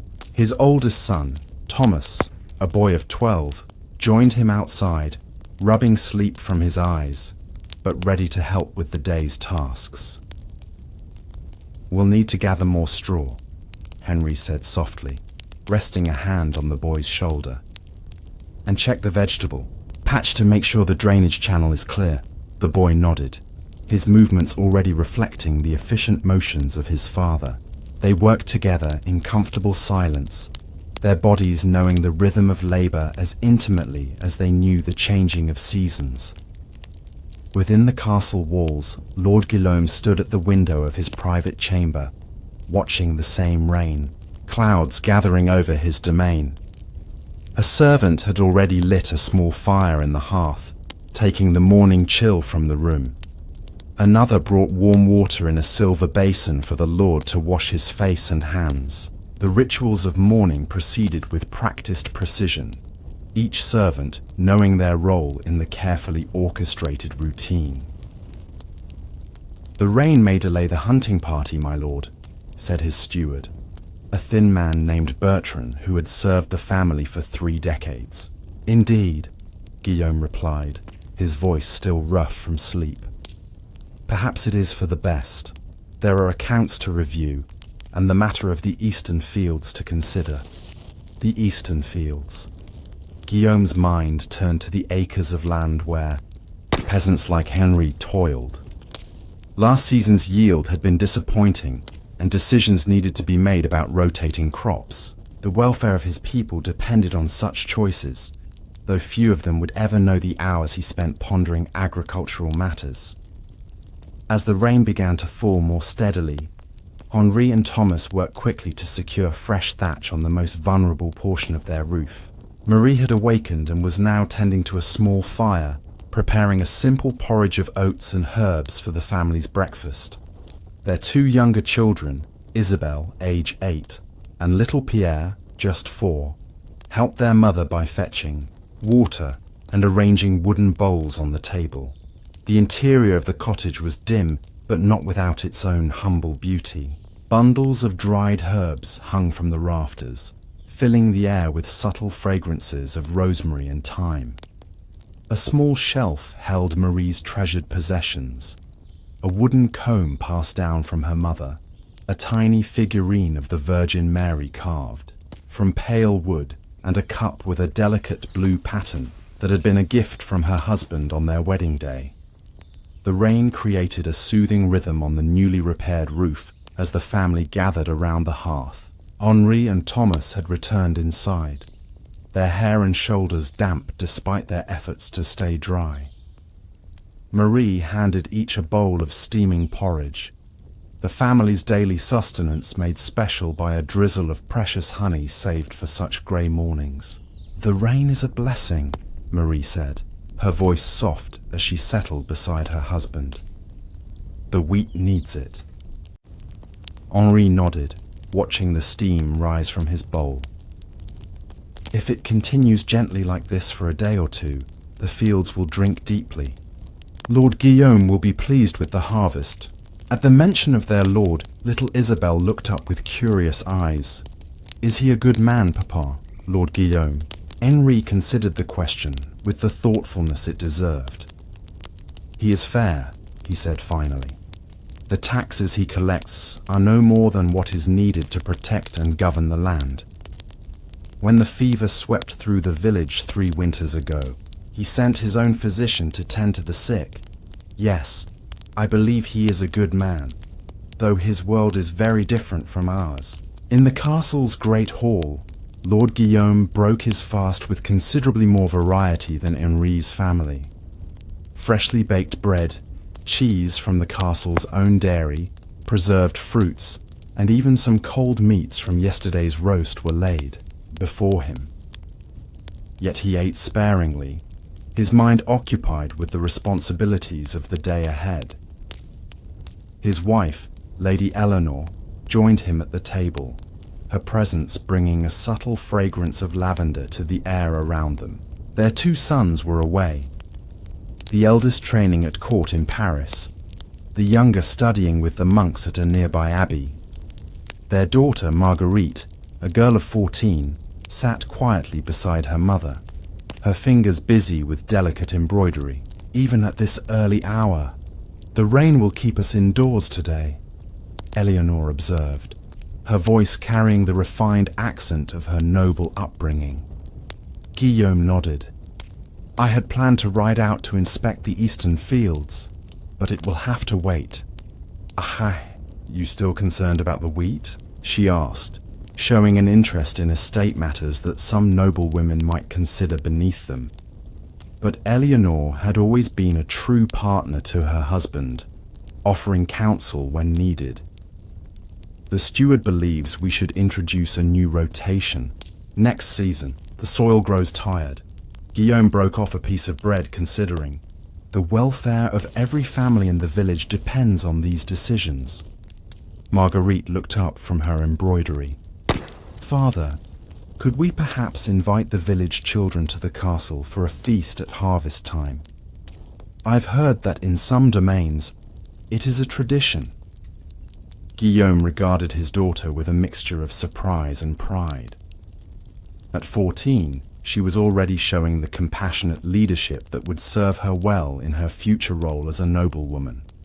"That is a thoughtful suggestion, Marguerite. We shall consider it." The morning progressed differently for the 2 households, yet with parallel purposes. Henri, having finished his simple breakfast, gathered his tools and made his way to the communal barn where repairs were needed. Several other men from the village joined him there, each bringing their own expertise to the task. The barn belonged to all of them, and to none of them, a shared resource that sheltered animals through winter and grain through summer. The men worked together with minimal conversation, their bodies moving in the choreographed efficiency that comes from years of shared labor. When words were exchanged, they were practical and direct, occasionally punctuated by a burst of laughter when young Martin, the miller's son, slipped in the mud and landed in an undignified heap. Meanwhile, in the castle, Lord Guillaume met with his steward and several advisors in the study, a room lined with precious books and maps. They discussed not only agricultural matters, but also news from neighboring domains, tax collection for the coming quarter, and preparations for the visit of a distant cousin who held influence at the royal court. The discussions were complex, requiring Guillaume to balance competing interests and consider consequences that might not be apparent for years to come. Unlike Henri's direct physical labor, The Lord's work consisted primarily of words, decisions, and the careful navigation of human relationships. Yet in its own way, it was no less taxing. By midday, the rain had settled into a steady, gentle patter that seemed to soften the very air. In the village, children darted between cottages, delighting in puddles despite their mothers' warnings about wet clothes. Dogs sought shelter under overhanging roofs, watching the world with resigned expressions.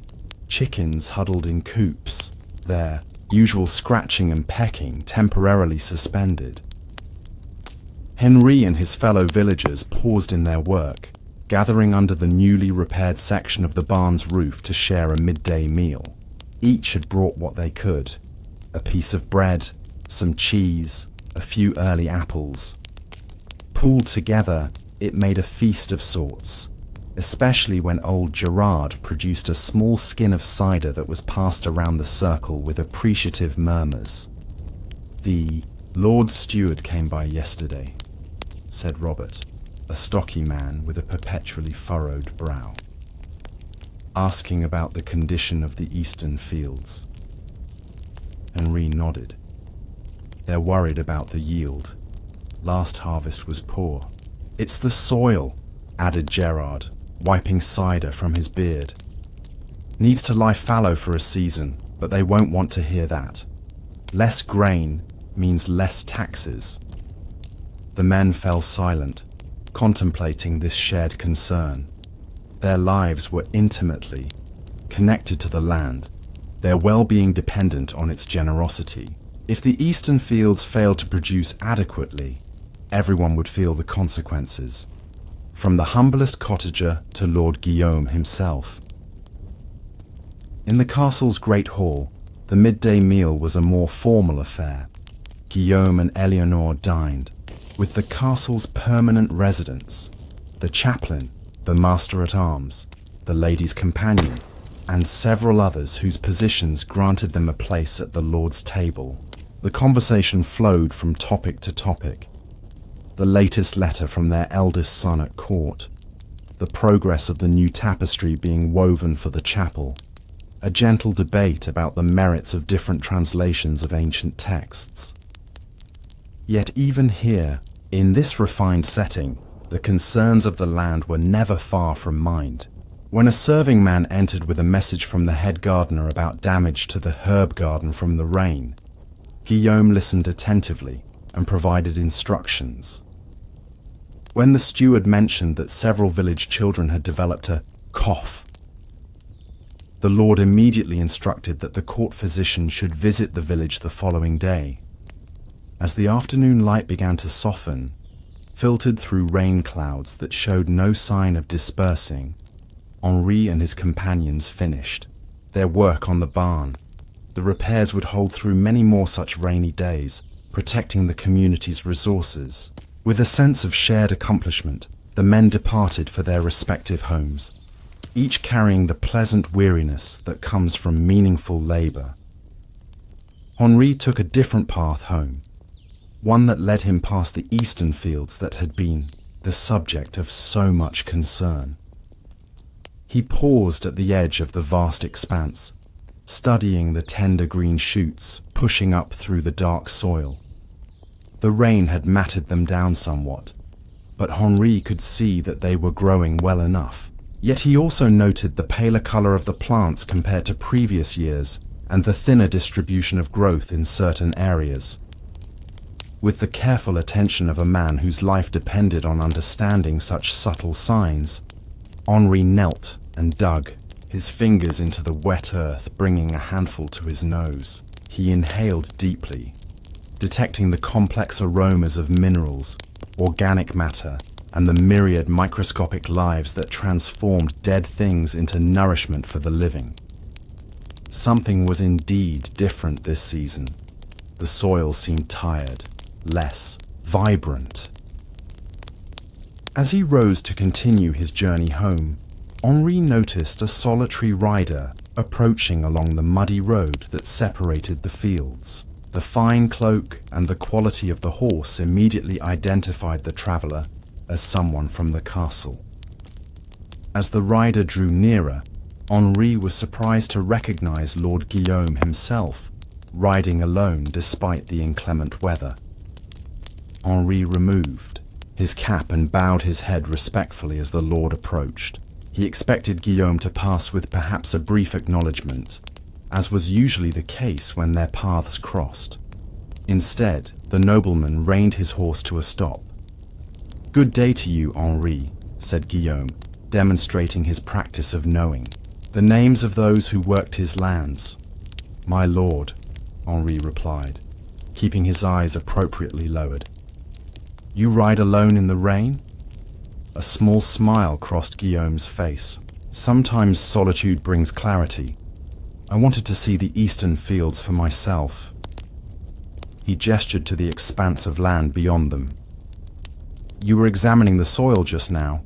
What did you observe?" Henri hesitated, surprised by the direct question.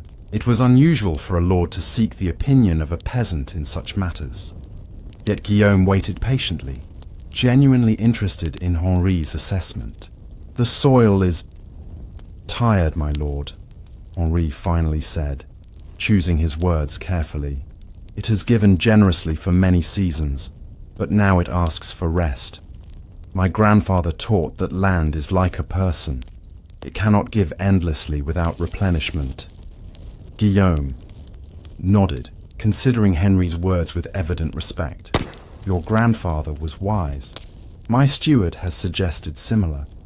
Perhaps a season of beans or clover to return strength to the earth." "Beans would be good, my lord," Henri agreed, growing more comfortable in the unexpected conversation. "Or perhaps a portion in beans and a portion left to wildflowers and grasses. The bees would bring honey, and the next wheat crop would grow stronger." For a moment, the vast social distance between the two men seemed to diminish, replaced by their shared concern for the land that sustained them both. Different as their lives were, in this they found common ground, literally and figuratively. "I value your counsel, Henri," Guillaume said after a thoughtful pause. "When men spend their days with the soil beneath their fingernails, they often understand it better than those who merely read about proper farming techniques." Henri bowed his head again, but this time with a sense of pride rather than mere deference. "Thank you, my lord.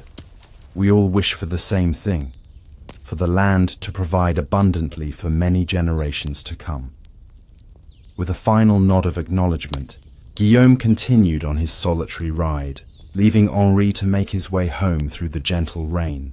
The brief encounter would become a story Henri would recount to his family that evening. How the Lord himself had asked for his opinion and listened as if the words of a simple farmer held value. The afternoon transitioned slowly toward evening, the rain continuing its steady percussion on rooftops throughout the domain.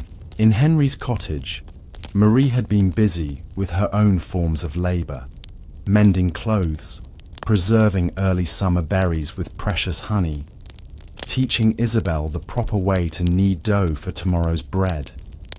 The one-room dwelling was filled with the comforting aromas of herbs and the warmth of the small hearth fire. When Henri returned, bringing with him the damp smell of rain and earth, he was greeted by the simple joy of his family. Little Pierre ran to him, arms outstretched, while Thomas looked up from where he was carving a small wooden animal for his younger brother. Isabel helped her father hang his wet cloak near the fire to dry, and Marie set another log on the hearth to combat the chill he brought in from outside. In the quiet comfort of his home, Henri recounted his encounter with Lord Guillaume, describing the nobleman's interest in his assessment of the soil. Marie listened attentively as she stirred a pot of vegetable soup that would be their evening meal, enhanced by a small piece of salt pork saved for such a rainy day. "It's good that he values your knowledge," she said, when Henri had finished his tale. "Some lords see only the labor of our hands, not the wisdom in our minds. Henri nodded, warming his hands by the fire. He carries much responsibility. The decisions he makes affect us all. Do you think he will let the eastern fields rest? Thomas asked, looking up from his carving. I believe he will, Henri replied. He is a practical man, and the evidence is clear in the soil itself. As darkness began to envelop the village, candles and rushlights were lit in cottages throughout the settlement, creating a constellation of warm glows visible from the castle towers. Within those stone walls, a very different kind of evening unfolded. Lord Guillaume had returned from his ride contemplative and somewhat dampened, prompting his valet to immediately attend to him with dry clothing and mulled wine to ward off any chill. Once changed and settled before the roaring fire in his private chambers, Guillaume sent for his steward to discuss what he had observed in the eastern fields and his conversation with Henri. The farmer confirmed what you have been telling me, Guillaume said to Bertrand, as they reviewed a roughly drawn map of the domain's agricultural lands. The eastern section needs to rest. We will plant beans there next season, and perhaps leave a portion uncultivated entirely. The steward nodded, though concern creased his brow. A wise decision for the long term, my lord, but it will mean less grain for the coming year. The royal tax collectors will not accept tired soil as an explanation for reduced payments. Guillaume sighed, rubbing the bridge of his nose where tension often gathered. Then we must find other ways to make up the difference, perhaps expanding the vineyards on the south slopes or increasing wool production. The taxes must be paid, but not at the expense of future harvests. This was the burden of lordship that the villagers rarely saw. The constant balancing of immediate needs against long-term welfare, the navigation of demands from higher authorities while protecting those under one's care. Guillaume's power came with corresponding responsibilities that often kept him awake long into the night. As the evening progressed, the castle transformed with the lighting of hundreds of candles and torches, illuminating tapestried walls and creating pools of golden light in the great hall where dinner would soon be served. Servants moved efficiently through the vast spaces, setting tables with pewter plates and goblets of silver for the noble family and their regular household members. In the village, evening meals were simpler affairs, but no less meaningful to those who gathered around humble tables. In Henri's cottage, the family sat together on benches drawn up to a trestle table that Thomas had helped his father craft 2 summers ago. The vegetable soup was served in wooden bowls, accompanied by bread saved from yesterday's baking. It was a modest meal, but the rain had brought a festive mood, and Marie had added a pinch of special spices saved for celebrations or days when spirits needed lifting. Both at the castle table and in the cottage, conversations flowed around similar themes, though expressed in different language. In both places, there was talk of the rain and its effects, of plans for the coming days, of concerns both immediate and distant. Children in both settings were reminded of their manners, though the expectations differed dramatically in their specificity and formality. After the evening meal, Henri's family gathered closer to the hearth as the rain continued its gentle patter on the roof. Thomas returned to his wood carving. Marie spun wool into thread with practiced motions, and Henri began to tell a story to the younger children, a tale his own grandfather had told him, about a clever fox who made friends with the north wind. In the castle, the evening's entertainment was provided by a travelling minstrel who had sought shelter from the rain and offered his services in exchange for hospitality. His lute music filled the great hall as Lord Guillaume, Lady Eleanor and their daughter Marguerite listened appreciatively. The songs told of ancient heroes, impossible loves, and magical transformations.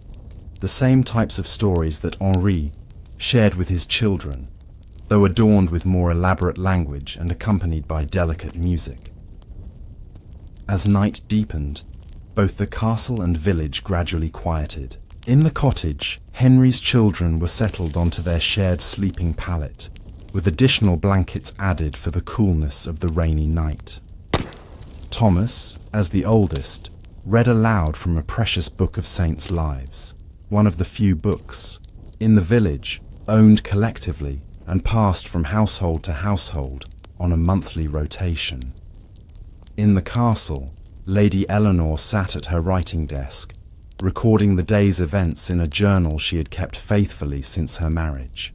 Her quill scratched softly against parchment as she noted not only practical matters, but also her observations and reflections. In a time when few women were literate, her education set her apart and provided her with this private outlet for her thoughts. Lord Guillaume, meanwhile, had retired to his study where he examined household accounts by candlelight, occasionally pausing to stare thoughtfully into the fire or to gaze out at the rain-washed darkness beyond his window.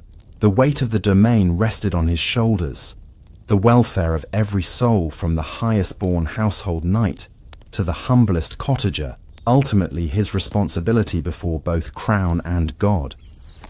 As midnight approached, the rain finally began to ease, the clouds gradually thinning to reveal glimpses of stars in the night sky. The shared canopy of heaven looked down equally on castle and cottage, on lord and peasant, on the sleeping forms of children dreaming in feather beds and on straw pallets. In Henry's cottage, the fire had burned down to glowing embers that cast a gentle orange light across the sleeping family. Henri himself remained awake a while longer, listening to the gradually diminishing sounds of raindrops and the deep, regular breathing of his wife beside him. His thoughts drifted to his encounter with Lord Guillaume and to the eastern fields that connected their otherwise separate worlds. In the castle, Guillaume stood at his window one final time before seeking his bed, looking out over his domain, now washed clean by the day-long rain. Perhaps, he thought, he would ride out again tomorrow to speak with more of the villagers about the condition of the fields. There was wisdom to be found in unexpected places, and a good lord listened before deciding. And so the day ended as it had begun, with two men, different in circumstance but similar in concern, contemplating the same land and the same sky. Their lives would continue in parallel, rarely intersecting directly, but always connected through the shared pulse of the seasons, the soil, and the ancient rhythm of days that governed medieval life. As summer progressed into autumn, the decision about the eastern fields proved its wisdom. While the yield was indeed reduced as expected, the careful management preserved the soil's fertility for future seasons. The bean crop planted in one section provided nourishment for the village through the winter months, and the portion left to wildflowers produced an abundance of honey that sweetened both castle and cottage tables. When harvest time arrived, Lord Guillaume remembered his daughter's suggestion and hosted a modest feast for the village children in the castle courtyard. Young Thomas, Isabel, and Pierre attended, wide-eyed at the stone walls and colourful banners that had previously only existed in their imaginations. Lady Marguerite herself served honey cakes to the village children, learning their names and storing away their stories to record in her own newly begun journal. Henri and Marie, like the other village parents, waited at a respectful distance, watching their children experience this rare glimpse into the world beyond their daily existence. When Lord Guillaume approached to speak briefly with the assembled adults, Henri felt a sense of quiet pride as the nobleman specifically mentioned their conversation by the eastern fields. "Your counsel proved sound," Guillaume said, pitching his voice to include the gathered villagers. The decision to rest portions of the eastern fields has already shown benefits. Next season's planting should yield far better. The simple acknowledgement, a lord publicly valuing a peasant's wisdom, rippled through the community in the days that followed. It was a small moment in the grand sweep of medieval history, unlikely to be recorded in any official chronicle, yet it reflected the complex, interdependent relationship between those who ruled and those who laboured, between castle and cottage. As winter descended and snow replaced rain on the eastern fields, both Henri and Guillaume continued their parallel lives, each essential to the survival and prosperity of their shared world. The peasant's intimate knowledge of the soil and the nobleman's broader understanding of governance complemented each other, though rarely acknowledged as equal contributions to the tapestry of medieval life. Through countless such unrecorded interactions between lord and labourer, between castle and cottage, between those who commanded and those who obeyed, the medieval world sustained itself across centuries. It was an imperfect system by modern standards, with stark inequalities and limited opportunities for advancement. Yet within its rigid structure, moments of genuine human connection transcended the social boundaries, creating threads of understanding that strengthened the whole. This was the reality of medieval Europe, not simply peasant versus king as later ages might characterize it, but a complex society where lives intersected in ways both visible and invisible, where mutual dependence was recognized even amid vast differences in privilege and power. The lord needed the peasant's labor and knowledge just as surely as the peasant needed the lord's protection and governance. Together, they maintained a world that would eventually transform into our own, leaving behind stone ruins and faded manuscripts as whispered reminders of lives once lived beneath the same changeable sky. A gentle thank you for journeying with us through these medieval tales. If you haven't yet subscribed, we'd love to have you join us so you never miss our next soothing historical voyage. Rest well, dear listener, until we meet again in another time, another place.